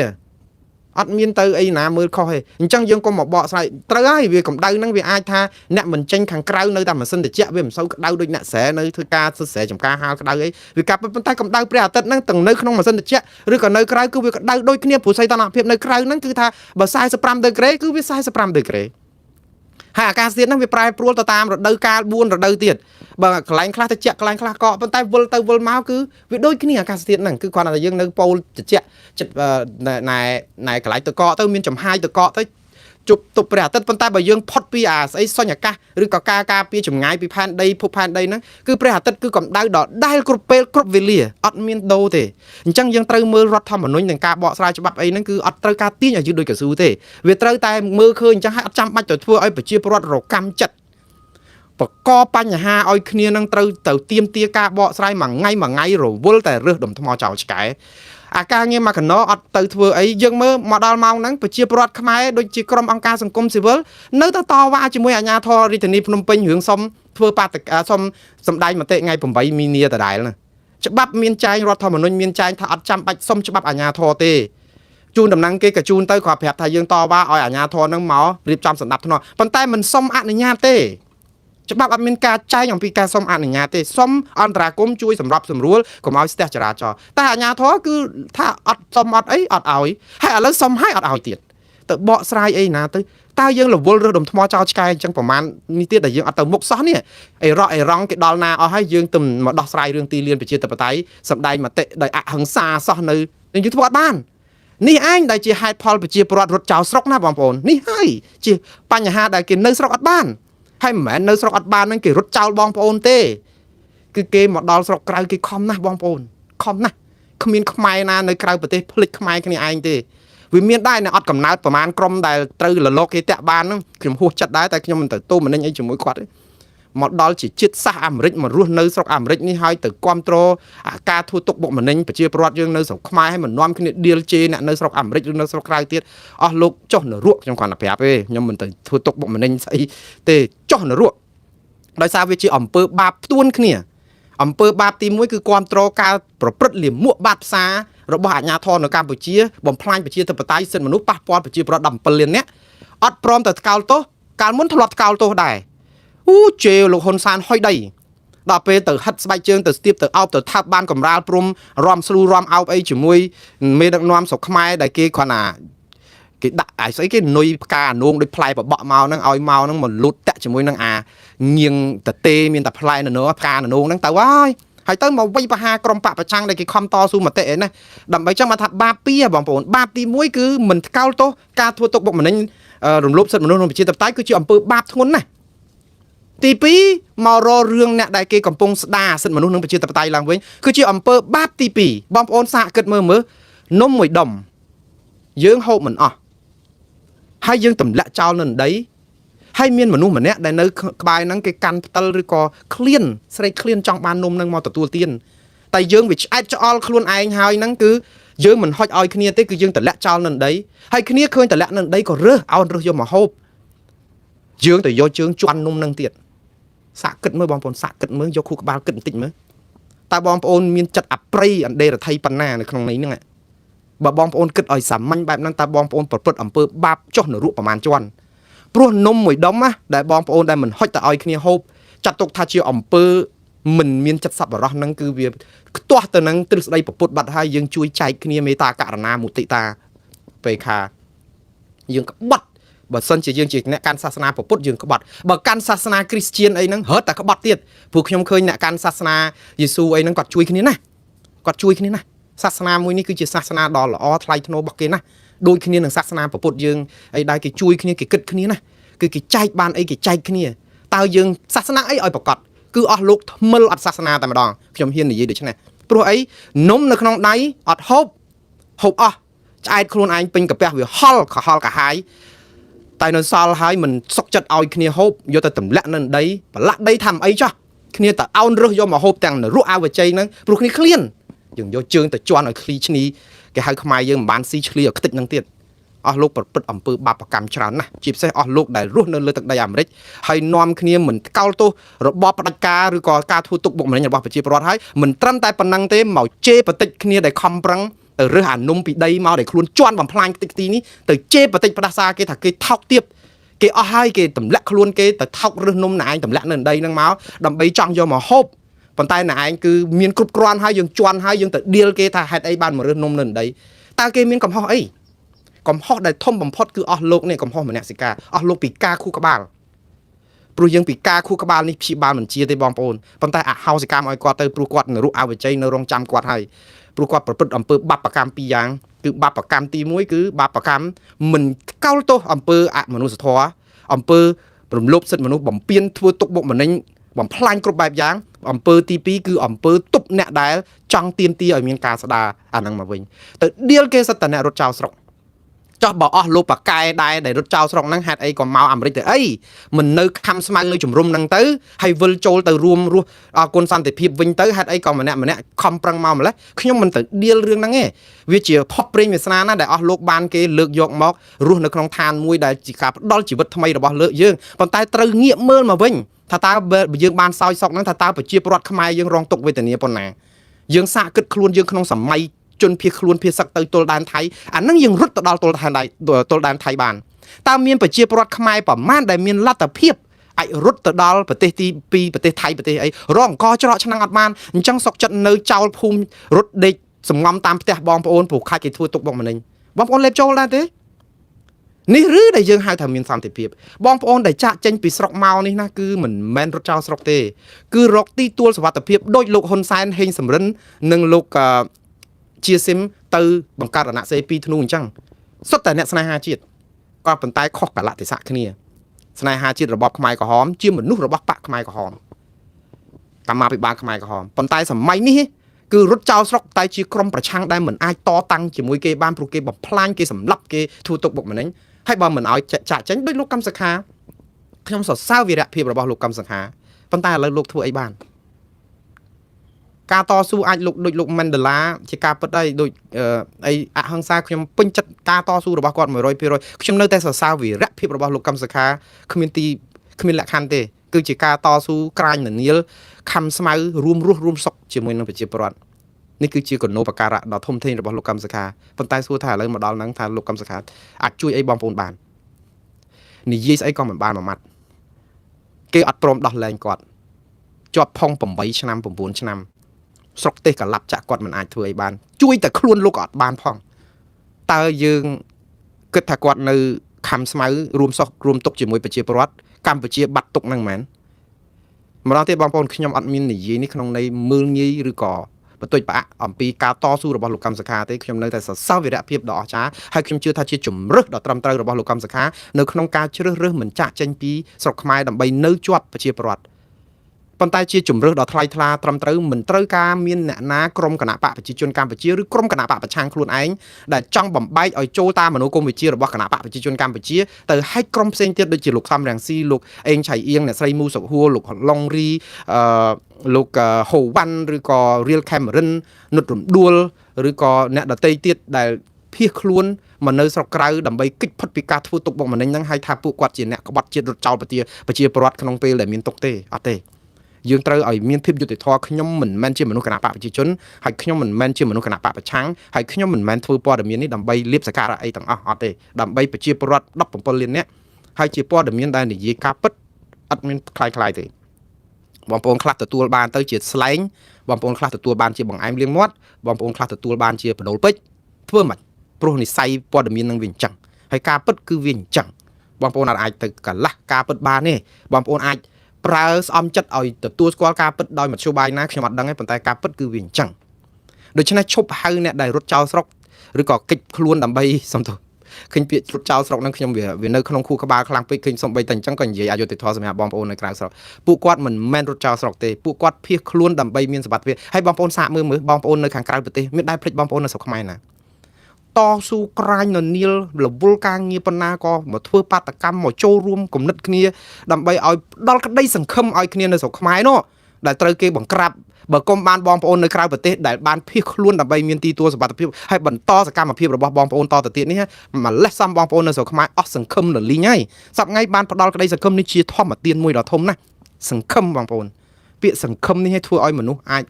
ចមានជីវិតជីវ៉ារស់រានតទៅទៀតតស៊ូបានទៀតអស់សង្ឃឹមគឺជាអ្វីដែលគណៈបកកណ្ដាលអំណាចចង់ធ្វើឲ្យប្រជាពលរដ្ឋនៅស្រុកខ្មែរជាពិសេសអ្នកគ្រប់គ្រងបកប្រឆាំងឬក៏ការផ្លាស់ប្ដូររបបអីហ្នឹងគឺអស់សង្ឃឹម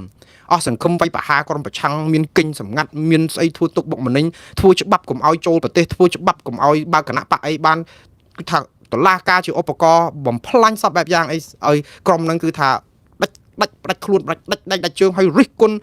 ់ជេរបចោបន្សាបអតិពលរាល់ថ្ងៃប៉ុន្តែវាអត់សាបយើងអាចបន្សាបក្រុមប្រឆាំងបានតែយើងអត់បន្សាបយុត្តិធម៌តែសម្រែកស្រែកយកយុត្តិធម៌នឹងយើងអត់បន្សាបបានទេបន្សាបសម្រែករកយុត្តិធម៌បានគឺតើតែយើងបំបត្តិអំពើអយុត្តិធម៌ដែលមាននៅក្នុងប្រទេសកម្ពុជាហើយម្ដងទៀតដើម្បីឲ្យមានសន្តិភាពគឺតើតែមានយុត្តិធម៌បើអត់មានយុត្តិធម៌អត់មានសន្តិភាពអញ្ចឹងបើគណៈបកប្រជាជននៅតែចិញ្ចឹមចិត្តបំផ្លាញក្រុមប្រឆាំងនៅក្រៅប្រទេសនេះគឺជាការរវល់រើសដុំថ្មចោលឆ្កែបន្តិចទៀតមិនរើសដុំថ្មត្រឹមចោលឆ្កែទៅដល់ដុំថ្មទូចទេឥឡូវដល់ថ្នាក់ទូលដុំថ្មហើយបន្តិចទៀតទ្រាំខ្លួនទាំងអស់គ្នាអត់បានប្រយោជន៍ទេជាតិសាសន៍នេះនឹងបែកបាក់គ្នាហើយអត់បានប្រយោជន៍ហើយខាងនោះអង្គុយបកផ្សែងអត់ព្រមរួចភ្លើងឯងហើយចាក់តាំងឆ្ងល់ថាហេតុអីបានជាខ្មែរយើងអត់រីចំហឺនហេតុអីបានជាយើងមានបញ្ហាអត់មានអន្តរជាតិគេជួយមើលការដឹកនាំរបស់យើងហើយបើដូរអាហ្នឹងទៅអញ្ចឹងបាទខ្ញុំបាននិយាយ100ដង1លានដងហើយខ្ញុំនឹងនិយាយរហូតនៅពេលដែលខ្ញុំធ្វើ show មួងណារ៉េតធ្វើ show នេះណាអត់ខ្វល់ថាគណៈបកកណ្ដាលអំណាចសពថ្ងៃតកូលហ៊ុនតកូលសុកតកូលជាតកូលកំតកូលរុងតកូលច្រើនណាស់សតកូលទាតកូលអីទេកាន់អំណាចអីកាន់ទៅតកូលសំតកូលអីកាន់ចោះខ្ញុំអត់ខ្វល់ទេសំខាន់ឲ្យកាន់ប្រទេសនេះដើម្បីឲ្យប្រជាពលរដ្ឋទាំង17លាននាក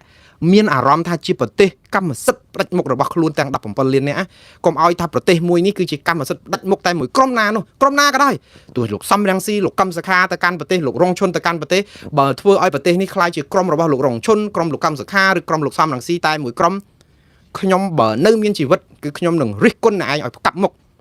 ឲ្យតល់តែដូរធ្វើម៉េចឲ្យប្រទេសនេះខ្លាចជាកម្មសិទ្ធិរបស់ប្រជាពលរដ្ឋទាំង17លាននាក់នេះគឺជាបំណងតែមួយគត់ហើយនិយាយផុសចេញពីកៅអៅបេះដូងអត់មាននិយាយដើម្បីលៀបសការៈអីហើយម្ដងទៀតកុំលៀបពណ៌ខ្ញុំទៅគណៈបកណាអីបានហើយខ្ញុំគ្មានកម្មសិទ្ធិអស់គណៈបកណាទេគណៈបករបស់ខ្ញុំគឺប្រជាពលរដ្ឋ17លាននាក់ហើយខ្ញុំមិនទៅឈរឈ្មោះជាអ្នកនយោបាយស្អីទេកុំបាច់ភ័យមួងណារ៉េតមិនទៅដណ្ដើមការងារអស់លោកទេមួងណារ៉េតនឹងនៅតែជាអ្នកធ្វើបង្អែមលៀងមាត់ជូនបងប្អូនទទួលទានលុះខ្សៃនៅសល់តែ2នាក់ឬ1នាក់ដែលមកចូលតូបខ្ញុំមកយកបង្អែមហ្នឹងក៏នៅតែធ្វើទទួលទានអញ្ចឹងរហូតអត់ឈប់ទេហើយកុំបាច់ឆ្ងល់កុំបាច់ភ័យកុំបាច់ព្រួយបងប្អូនមកសឹងល្អយ៉ាងនេះតិចទៅគេលោកគេតាក់បានទៀតទៅអត់ទេគ្មានតម្លៃណាមួយដែលអាចទិញមួងណារ៉េតបានទេព្រោះវាអត់មានតម្លៃមួងណារ៉េតអត់មានតម្លៃអីសោះសម្រាប់អ្នកចង់ទិញប៉ុន្តែមួងណារ៉េតនេះមានតម្លៃអត់កាត់ថ្លៃបានជាលុយទេសម្រាប់ប្រជាពលរដ្ឋដែលស្រឡាញ់យុត្តិធម៌តែប៉ុណ្្នឹងឯងដូច្នេះបើបងប្អូនស្រឡាញ់យុត្តិធម៌ដូចខ្ញុំដែរ ចង់ឲ្យប្រទេសខ្មែរមានសិទ្ធិមនុស្សមានប្រជាធិបតេយ្យត្រឹមត្រូវមានការផ្សះផ្សាជាតិមានអីត្រូវចិត្តខ្ញុំទៅជាមួយគ្នាបានហើយមិនបាច់ទិញទេគឺយើងដើរទៅជាមួយគ្នាស្ម័គ្រចិត្តជួយព្រោះ labor of love ជួយដោយអស់ពីដួងចិត្តចំណាយលុយកប៉ៅខ្លួនឯងក៏ជួយដែរអត់ចាំបាច់មកទិញអស់លុយទៀតអាហ្នឹងបើសិនជាយើងមានបេសកកម្មនឹងដូចគ្នាវិលមកវិញពីរឿងអ៊ីរ៉ាក់អ៊ីរ៉ង់ទៀតអាមេរិកគឺអត់អាចនឹងទៅយកមេដឹកនាំប្រឆាំងណាមកកាន់ជំនួសមេដឹកនាំប្រឆាំងនៅអ៊ីរ៉ង់ដោយសារអីបងប្អូនអញ្ចឹងបាទខ្ញុំឲ្យបងប្អូនមើលទាំងអស់គ្នាហើយព័ត៌មានដែលសំខាន់នៃខ្ញុំនិយាយថាហេតុអីបានជាប្រព័ន្ធផ្សព្វផ្សាយកម្ពុជានៅតែសម្រុកនាំគ្នាផ្សាយកាន់ជើងអ៊ីរ៉ង់តើចង់បានអីឲ្យប្រកាសម៉ោងនេះពិភពលោកគឺគេអត់មានមើលឃើញអ៊ីរ៉ង់ជាប្រទេសមួយល្អទេបងប្អូនកុំដើរប្រច្រាស់ទឹកកុំហែលប្រច្រាស់ទឹកក៏ប៉ុន្តែកុំធ្វើជាត្រីងាប់ថាហែលបដោយទឹកគឺជាត្រីងាប់ប៉ុន្តែហែលប្រច្រាស់ទឹកនេះខ្ញុំអត់និយាយពីរឿងត្រីទេចង់និយាយថាគេទៅអស់ហើយចរាចរណ៍គេទៅផ្លូវហ្នឹងអស់ហើយបើយើងមកតែម្នាក់ឯងគឺគេបុកងាប់ហើយដោយសារអីដោយសារតែអ៊ីរ៉ង់នេះណាដឹកនាំប្រទេស30ឆ្នាំជាងគឺជារបៀបដឹកនាំផ្ដាច់ការជាងគេលើលោកដូចចំណោមប្រទេសកូរ៉េខាងជើងដែរប៉ុន្តែការសម្លាប់មនុស្សរង្គាលនៅអ៊ីរ៉ង់គឺច្រើនជាងកូរ៉េខាងជើង100ដងព្រោះអ៊ីរ៉ង់នេះណាគឺធ្វើទុកបុកម្នេញប្រជាពលរដ្ឋសម្បើមគ្រប់បែបយ៉ាងគ្មានសិទ្ធិគ្មានសេរីភាពលើកលែងតែយើងនៅក្រោមការគ្រប់គ្រងរបស់អ៊ីរ៉ង់ហើយអាជ័យធ្លាក់ទឹកហើយអើគេថាអីតែស្កអានឹងយើងរស់ប៉ុន្តែប្រជាពលរដ្ឋគ្រប់នៅក្នុងសិទ្ធិសេរីភាពអត់មានទេហើយបងប្អូនដឹងទេថាគ្រាន់តែរយៈពេលមិនដល់2សប្តាហ៍មុននឹងមានសង្គ្រាមនៅអ៊ីរ៉ង់នេះណាពេលដែលបាតកោទ្រាំលែងបាននៅក្នុងការគ្រប់គ្រងអំណាច40ឆ្នាំគាត់មិនអាចទ្រាំទ្រទៀតបានទេនៅក៏ស្លាប់តវ៉ាក៏ស្លាប់អញ្ចឹងគាត់សុកចិត្តតវ៉ាបើស្លាប់ក៏ស្លាប់ចុះឲ្យកូនចៅចំនួនក្រោយបានការប្រែប្រួលតចៅតកូនគាត់ដែរព្រោះអីគាត់ស្លាប់ហើយជាង30000នាក់ដែលត្រូវបានអាជ្ញាធរអ៊ីរ៉ង់សម្លាប់រង្គាលក្នុងរយៈពេលមិនដល់ទៅ2សប្តាហ៍បងប្អូនសហគិតមើលមនុស្សជាង30000នាក់ត្រូវគេសម្លាប់ក្នុងរយៈពេលមិនដល់2សប្តាហ៍តើយើងនៅគ្រប់គ្រងអ៊ីរ៉ង់បានទៀតយកគូក្បាលអីយកមកគិតខ្ញុំមិនជំទាស់បងប្អូនទេនៅក្នុងការដែលផ្សាយព័ត៌មានពីរឿងណែទម្លាក់គ្រាប់ត្រូវប៉ះសាលារៀនមន្ទីរពេទ្យឬក៏អីស៊ីវិលដែលគ្រាប់ទៅស្លាប់កុមារ100នាក់ជាងនៅក្នុងសាលាបឋមសិក្សាមួយនៅអ៊ីរ៉ង់ខ្លោចផ្សាណាបងប្អូនប្រជាពលរដ្ឋអាមេរិកក៏ខ្លោចផ្សាដែរគឺយើងឃើញក្មេងដែលស្លាប់នៅក្នុងសង្គ្រាមហើយគ្នាមិនមែនជាផ្នែកមួយនៃសង្គ្រាមនឹងទៅទៀតទៅរៀនធម្មតាយើងឈឺចាប់គ្រប់គ្នាប្រជាពលរដ្ឋអាមេរិកក៏ឈឺចាប់ដែរកន្លែងហ្នឹងយើងគ្រប់គ្រងថាអ្វីដែលប្រព្រឹត្តប៉ះពាល់ដល់ជនស៊ីវិលនេះគឺជារឿងដែលមិនអាចនឹងអត់អោតបានទេត្រូវតែថ្កោលទោសអ្នកណាដែលមិនមើលថាអានឹងជាសាលារៀនអញ្ចឹងមេណាដឹកនាំណាអ្នកណាបញ្ជាកញ្ជ្រួចទៅបាញ់ចំសាលារៀនត្រូវតែរងការថ្កោលទោសមិនចំពោះថាពីអាមេរិកពីអ៊ីស្រាអែលទេប្រជាពលរដ្ឋគេយល់រឿងហ្នឹងគេអត់មានទៅគ្រប់គ្រងអ្នកដែលប្រព្រឹត្តអំពើហ្នឹងក៏ប៉ុន្តែនៅពេលដែលគ្រាប់ផ្លោងហ្នឹងចាប់ផ្ដើមសម្លាប់ផ្ដាច់ផ្ដាល់មេដឹកនាំផ្ដាច់ការមួយចំនួនដែលគេគិតថាមុននេះគាត់សម្លាប់មនុស្សអស់ទៅ30000នាក់ជាងក្នុងពេលមិនដឹងប្រមាណថ្មីហ្នឹងនៅក្នុងខែចុងខែកុម្ភៈដើមខែមីនាហ្នឹងមនុស្ស30000នាក់ជាងស្លាប់យ៉ាងរង្គាលចុះបងប្អូនមិនរយុត្តិធម៌ឲ្យបងប្អូន30000នាក់នឹងជាងផងទៅហើយបងប្អូនថាហេមកពីក្រោកតវ៉ាធ្វើអីតែក្រោកតវ៉ាគេប្រក្រាបប្រជាពលរដ្ឋដៃទៅទេបងប្អូនសាកគិតមើលមានតែបដាដើម្បីក្រោកតវ៉ាឲ្យរដ្ឋាភិបាលផ្លាស់ប្ដូរការដឹកនាំព្រោះការដឹកនាំហ្នឹងគឺទទួលយកមិនបានទេគេជាការដឹកនាំផ្ដាច់ការយើងអត់ស្ដាប់ហើយយើងទៅសម្លាប់គេចោលហើយទៅយើងគិតថារបបបែបនេះគួរតែជារបបដែលមិនណាប៉ះបានទេ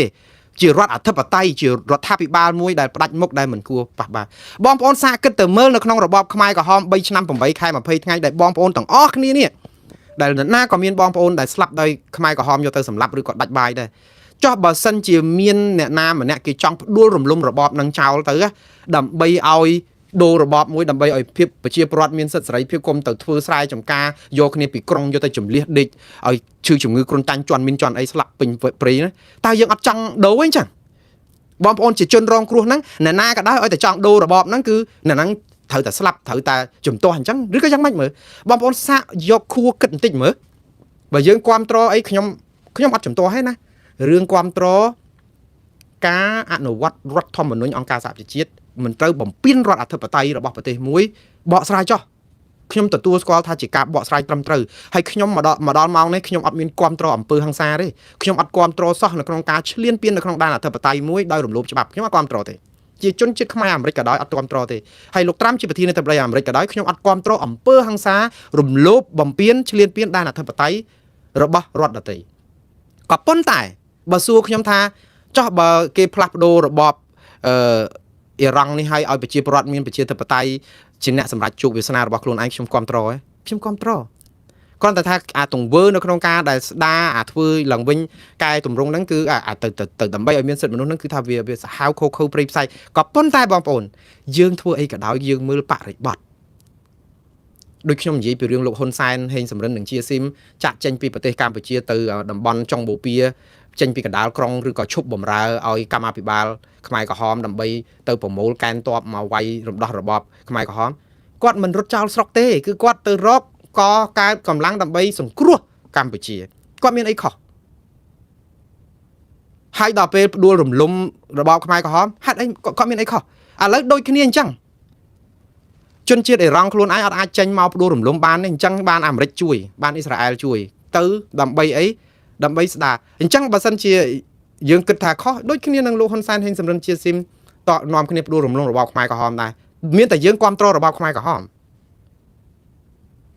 ព្រោះអ៊ីរ៉ង់នេះគឺម៉ោងណាក៏យកអាមេរិកជាសត្រូវដែរម៉ោងណាក៏គំរាមអ៊ីស្រាអែលដែរវាជាឆ្អឹងតតឹងកនៅក្នុងបញ្ហាសន្តិសុខពិភពលោកវាជារឿងនយោបាយមែនហើយប៉ុន្តែបងប្អូនហេតុអីបានជាម៉ោងហ្នឹង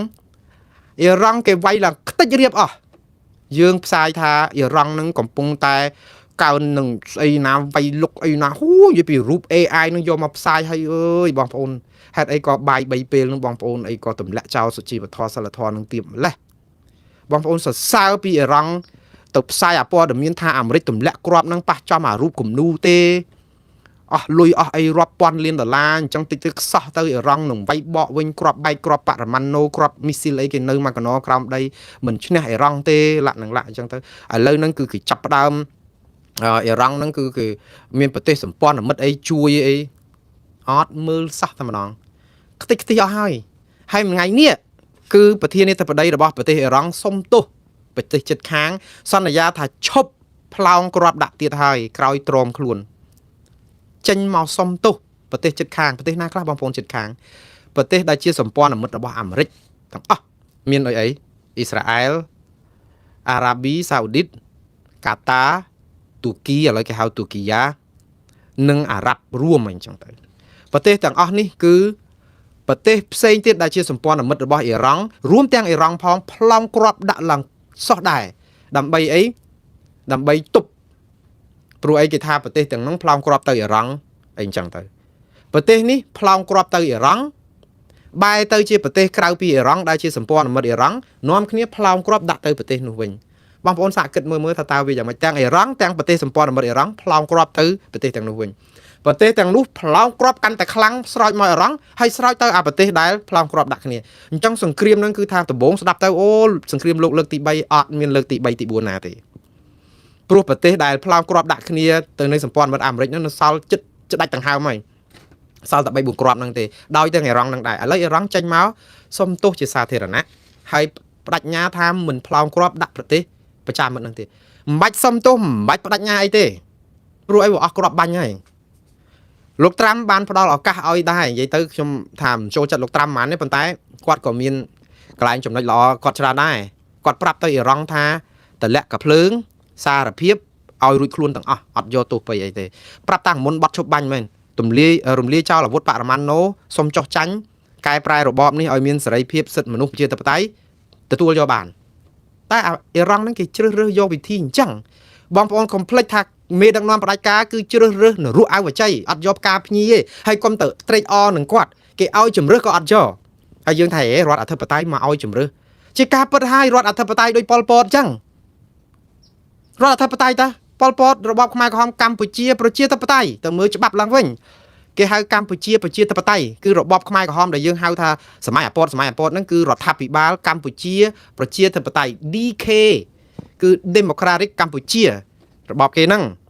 រដ្ឋធម្មនុញ្ញគេហ្នឹងគឺប្រជាធិបតេយ្យប៉ុន្តែអង្គបបមកផ្ទះថ្នោតក៏3កំប៉ុងហូបទៅយកទៅសម្លាប់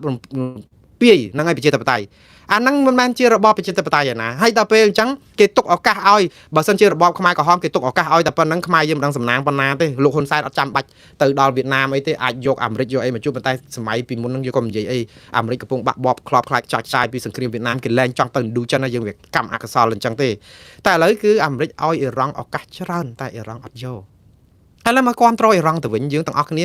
អូបន្តិចទៅផ្សាយថាទាហានអ៊ីរ៉ង់ណាកញ្ជ្រួចអ៊ីរ៉ង់នោះបាញ់ខ្ទេចខ្ទីកញ្ជ្រួចស្អីឬក៏នាវាងូតទឹកអីរបស់អាមេរិកឬក៏ទ័ពអាមេរិកហ្នឹងគឺចាប់បានទាំងវងឃើញ AI មកហ្នឹងគឺខ្ជុងទ័ពអាមេរិកចាប់លុតជង្គង់សំពះទ័ពអ៊ីរ៉ង់ទ័ពអាមេរិកចាប់អាម៉េចបើអត់ទាន់បានបញ្ជូនទ័ពថ្មើរជើងទៅផងទៅចាប់ស្អីគេមានតែចាប់ខ្យល់ហើយចេះតែផ្សាយទៅនឹងដើម្បីអីស្អំចិត្តមេដឹកនាំដែលមានអំណាចចឹងបានថាហេតុអីបាននាំគ្នាភ័យម៉េះអស់លោកភ័យធ្វើអីអស់លោកព្រួយធ្វើអីអាមេរិកគេមិនទៅក៏បួចមេដឹកនាំខ្មែរទេខ្ញុំបាននិយាយហើយក៏ប៉ុន្តែមិនមែនបានន័យថាភ័យហើយទៅនាំគ្នាលើកទឹកចិត្តអ៊ីរ៉ង់ទៅកុំឲ្យគេវាយប្រហារអ៊ីរ៉ង់ព្រោះជារបបផ្ដាច់ការស្តៀងយើងដែរអញ្ចឹងយើងជួយការពារគ្នាអត់ប្រយោជន៍ទេអ្វីដែលការពារខែលដ៏ធំសម្រាប់ប្រទេសកម្ពុជាឲ្យគៀសជៀសផុតពីការក្រោកបះបោរសម្លាប់រង្គាលទឹកឡើងត្រីស៊ីសមុទ្រទឹកហុចសមុទ្រស៊ីត្រីគឺការដែលស្ដារសិទ្ធិមនុស្សនិងប្រជាធិបតេយ្យឡើងវិញផ្សះផ្សាជាតិបង្រួបបង្រួមជាតិដោះលែងអ្នកទោសមនសិការដោះលែងលោកកឹមសុខាកញ្ញាសេងធីរីចលនាមេដាធម្មជាតិស្រុនស្រនលក្ខនឹងលះឲ្យអនុញ្ញាតឲ្យប្រជាពលរដ្ឋប្រពេញការងារបញ្ចេញសិទ្ធិសេរីភាពបោះឆ្នោតដោយសេរីត្រឹមត្រូវនិងយុត្តិធម៌មានប្រព័ន្ធផ្សព្វផ្សាយឯករាជ្យតុលាការក៏ឯករាជ្យឈប់អាបកពួកនិយមក្រុមនិយមឈប់អាអំពើបាតផ្សារពាលីអាវ៉ាសែបង្ក្រាបបងធំបងតូចកុំមានអាគំនិតយកមនុស្សយកបងធំមកតូចមកធ្វើជាប្រជាការពារលក្ខនឹងលះអានេះបានយើងអាចនឹងលុបបំបាត់អាភាពភ័យខ្លាចរបស់យើងនឹងបានព្រោះវាជាស្រមោលអន្ទោលតាមប្រាណដើម្បីបំបត្តិស្រមោលអន្ទោលតាមប្រាណរបស់យើងគឺយើងធ្វើយ៉ាងម៉េចបងប្អូនស្រមោលអន្ទោលតាមប្រាណគឺជាធម្មជាតិតែយើងដើរចំថ្ងៃរះមកគឺវាឃើញស្រមោលហើយដើម្បីកុំឲ្យខ្លាចស្រមោលគឺយើងត្រូវផ្លាស់ប្ដូរការគិតផ្លាស់ប្ដូរការធ្វើព្រោះអាការគិតរបស់យើងហ្នឹងគឺវាជួនកាលគិតដូចរឿងកំ pl ែងមួយអញ្ចឹងបងប្អូនកុំឲ្យតឹងអារម្មណ៍ពេក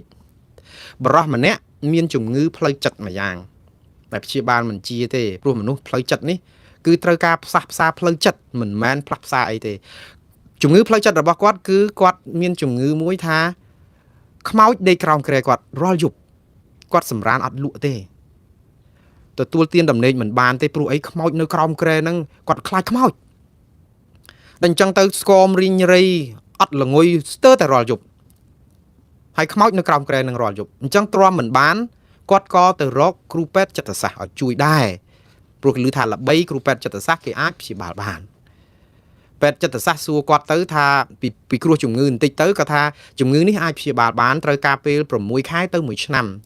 ដោយការទទួលទានឱសថខ្លះផងឱសថវិទ្យាសាស្ត្រហ្នឹងហើយនឹងប្រឹក្សាយោបល់ជាប្រចាំតម្លៃដែលត្រូវព្យាបាលគឺចំនួន$1200សម្រាប់ជាក្នុងរយៈពេលហ្នឹងព្រោះធម្មតាពេទ្យគេត្រូវការសហុយសដាអីចឹងហើយវាធម្មតាដល់ទៅពេលលឺ$1200អាជំងឺហ្នឹងកាន់តែខ្លាំងទៅទៀតព្រោះអីវាអត់លុយហើយចង់ជាប៉ុន្តែធ្វើមិនលុយរកមិនបានចង់ជាតែជួបពេទ្យចិត្តសាស្ត្រគេថា$1200អញ្ចឹងអត់អាចព្យាបាលបានសុកចិត្តដេកនៅទទួលទានដំណេកលើគ្រែនិងខ្មោចនៅក្រោមគ្រែនឹងរហូតរយប់អត់បានស្គមរីងរៃចាប់ផ្ដើមគិតថាខ្លួនច្បាស់ជាមរណាតែมันអាចមានលុយទៅបង់ឲ្យគ្រូពេទ្យនេះទេអញ្ចឹងត្រូវរកវិធីអីផ្សេងចេះតែដើរសួរគេតាមភូមិតាមអីមានគ្រូគ្រូដែលចាប់ខ្មោចឬក៏ស្អីអូមអាមក្តាមដុតភ្លើងអលុតក្តាមឆៅអីណាអញ្ចឹងទៅគ្រូទាយគ្រូអីចឹង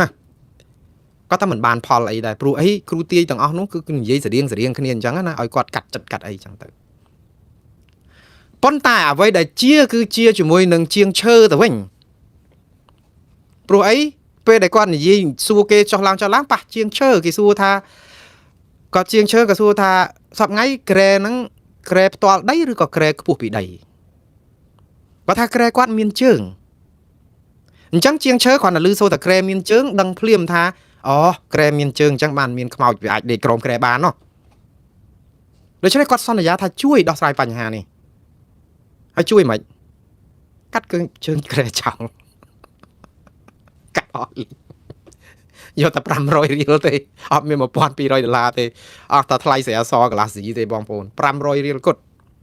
តាំងពីហ្នឹងមកគាត់ជារហូតអត់មានខ្មោចណាមកនៅក្រមក្រែមកតាមលងមកតាមបន្លាចគឺថាសម្រានលងលក់ស្កប់ស្កល់គឺសាច់តលុកតលុនដល់ថ្ងៃក្រោយទៅជួបគាត់ជួនយ៉ាងម៉េចក៏មានពិធីអីទៅជួបពេទ្យចិត្តសាស្ត្រនេះអាទាគាត់1200នេះហើយពេទ្យចិត្តសាស្ត្រក៏ឃើញអញ្ចឹងក៏ចាំមកគាត់ពួកអីចាំអា1200ហ្នឹងមិនឃើញយកមកឲ្យសោះអញ្ចឹងក៏សួរថាចុះឯណាលុយ1000ណែសំទោថាព្យាបាលអីអត់ឃើញមកព្យាបាលសោះតាំងពីលឺ1200មកដូចបាត់ឈឹងហើយឥឡូវស្រាប់តាមានពលឹងពលះអីសុខភាពអីល្អមាស់មួនធ្វើមិនហ្នឹងបានជាវិញហ្នឹងគាត់ថាអស់តែ500បានជាហើយចុះពេទ្យក៏ឆ្ងល់ថា500រៀល$1200មកនៅអស់500រៀលហេតុអីបានទៅជាអញ្ចឹងគាត់ថាគាត់ទៅបានភ័ព្វសំណាងជួបជាងឈើគេកាត់អាក្រែហ្នឹងអស់ជើងទៅគាត់មានអាសតិអារម្មណ៍មួយថានៅខាងខោមក្រែហ្នឹងអត់មានប្រហោងដែលខ្មោចចូលបានទៀតទេបងប្អូនខ្ញុំសើចដោយសារតែស្អីក៏ដោយវាទៅតាក់ទងរឿងអាចិត្តសាស្ត្ររបស់យើងណាចិត្តសាស្ត្រយើងហ្នឹងគឺអញ្ចឹងបានថាកុំខ្លាចសម្ោលតែត្រូវដូរសម្ោលនៅក្នុងខួរក្បាលរបស់យើងដោយវិធីគិតអញ្ចឹង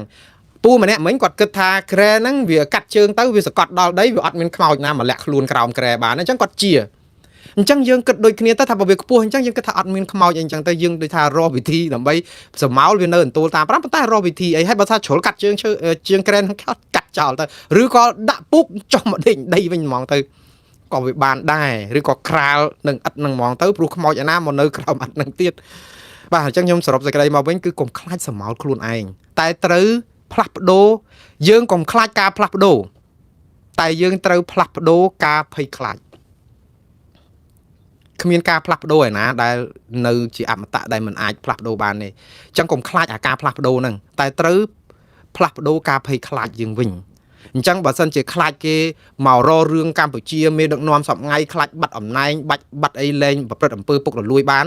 ស្ដារឡើងវិញទៅកែឡើងវិញទៅឲ្យប្រជាពលរដ្ឋនឹងមូលគ្នាទៅសហការគ្នាទៅកុំខ្លាចសម្ោលខ្លួនឯងសាងអំពើបុណ្យឲ្យច្រើនទៅយើងគិតថាខ្លួនមានសេចក្តីសុខផ្លូវចិត្តចឹងគេយប់ឡើងលែងតែធាក់ដៃតែធាក់ជើងលែងយកសពអកុអានព្រោះយើងធ្វើអំពើបុណ្យវាច្រើនតែពេលយើងធ្វើអំពើបាបគឺវាអញ្ចឹងឯងបងប្អូនចឹងមកខ្ញុំថាសាងបុណ្យបានបុណ្យសាងបាបពីមុនបាប7នឹងសងស្អប់គេស្អប់មិនចប់សំណងប្រសិនស្នេហ៍ស្នងគេស្នេហ៍សងវិញចឹងតែធ្វើអំពើបុណ្យឲ្យច្រើនទៅគឺទទួលទានដំណេកលងលក់មិនខ្វល់ទៅណាគេតាមងាកចុះងាកឡើងខ្លាចគេតាមចុចទូរស័ព្ទអីបន្តិចបន្តួចភ័យខ្លាចមេនឹងគេមើលអីព្រោះយើងធ្វើអំពើអាក្រក់បានតែយើងភ័យប៉ុន្តែបងប្អូនមួយចំនួនធំនៅតែភ័យឡើយភ័យដោយសារអំពើអាក្រក់គេធ្វើច្រើនពេកជាពិសេសបងប្អូនដែល share Facebook អីគេចាប់ដាក់គុកអីឥឡូវបងប្រាប់ថាមានក្រុមណាម្នាក់ថារឿងអ៊ីរ៉ាក់អ៊ីរ៉ង់នេះកុំ share កុំអីឲ្យសោះកុំលពឹសដៃនោះសិតតែអញ្ចឹងលពឹសដៃមិនអូតតែសរសើរថាអ៊ីរ៉ង់ឥឡូវវាយអាមេរិកដេករៀបហើយអញ្ចឹងអាហ្នឹងបាន share មិនអញ្ចឹងហ៎បើគេថាគេសម្លាប់មេដឹកនាំអ៊ីរ៉ង់កុំ share ឲ្យសោះពួកវាធ្វើឲ្យប៉ះពាល់ទឹកចិត្តដល់មេដឹកនាំខ្មែរអញ្ចឹងការពិតអញ្ចឹងយើង share មិនបានយើងមានផ្នែកគំនិតមួយនៅខ្លាចសម្ោលខ្លួនឯងអញ្ចឹងកែអានឹងឡើងវិញបងប្អូនឥឡូវអ៊ីរ៉ង់មេដឹកនាំប្រទេសទៅដីអ៊ីរ៉ង់គាត់បានសុំទោសប្រទេសជិតខាងហ្នឹងដោយសារអញ្ចេះគាត់ប្រើពាក្យសុំទោសហ្នឹងហើយខ្ញុំនឹងនិយាយថាហេតុអីបានជាមេដឹកនាំអ៊ីរ៉ង់សុំទោសប្រហែលថ្ងៃនេះ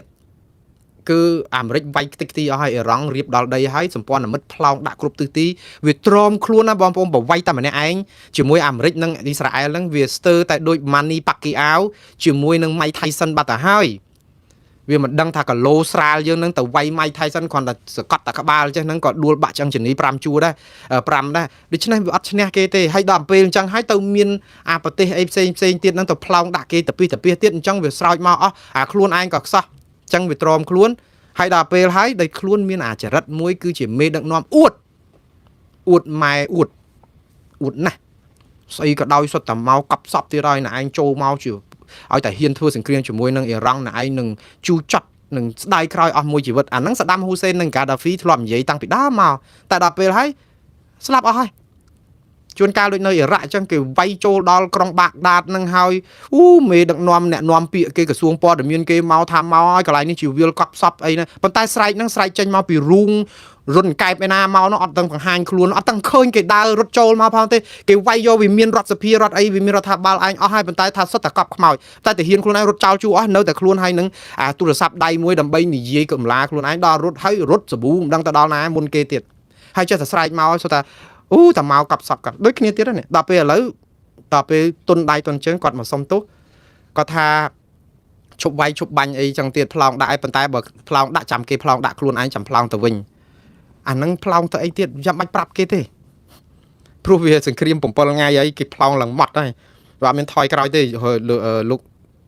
ត្រាំគាត់ថាហួសពេលហើយអូនអាចរចាក៏តែមិនចរចាដែរគឺថាទាល់តែទម្លាក់ទងសខ្លួនឯងដោយឥតលក្ខខណ្ឌឲ្យចាប់តាមស្រួលទៅអាហ្នឹងអាចនៅរស់បើអត់ទេខ្ទេចអីព្រោះអីថ្ងៃនេះលោកត្រាំលោកត្រាំហ្នឹងក៏សម្បើមដែរពេលដែលប្រធាននេះទៅប្តីអ៊ីរ៉ង់សុំទោសហើយទៅប្រទេសមកសុំទោសអាមេរិកទេសុំទោសសម្ព័ន្ធមិត្តអាមេរិកថាជប់បាញ់ជប់ប្លង់អីហ្នឹងហើយគាត់ថាអត់មានទេដាក់ឯងកាន់តែខ្លាំងទៀតហើយដាក់កាន់តែខ្លាំងហ្នឹងលោកត្រាំប្រើពាក្យអញ្ចេះទៀ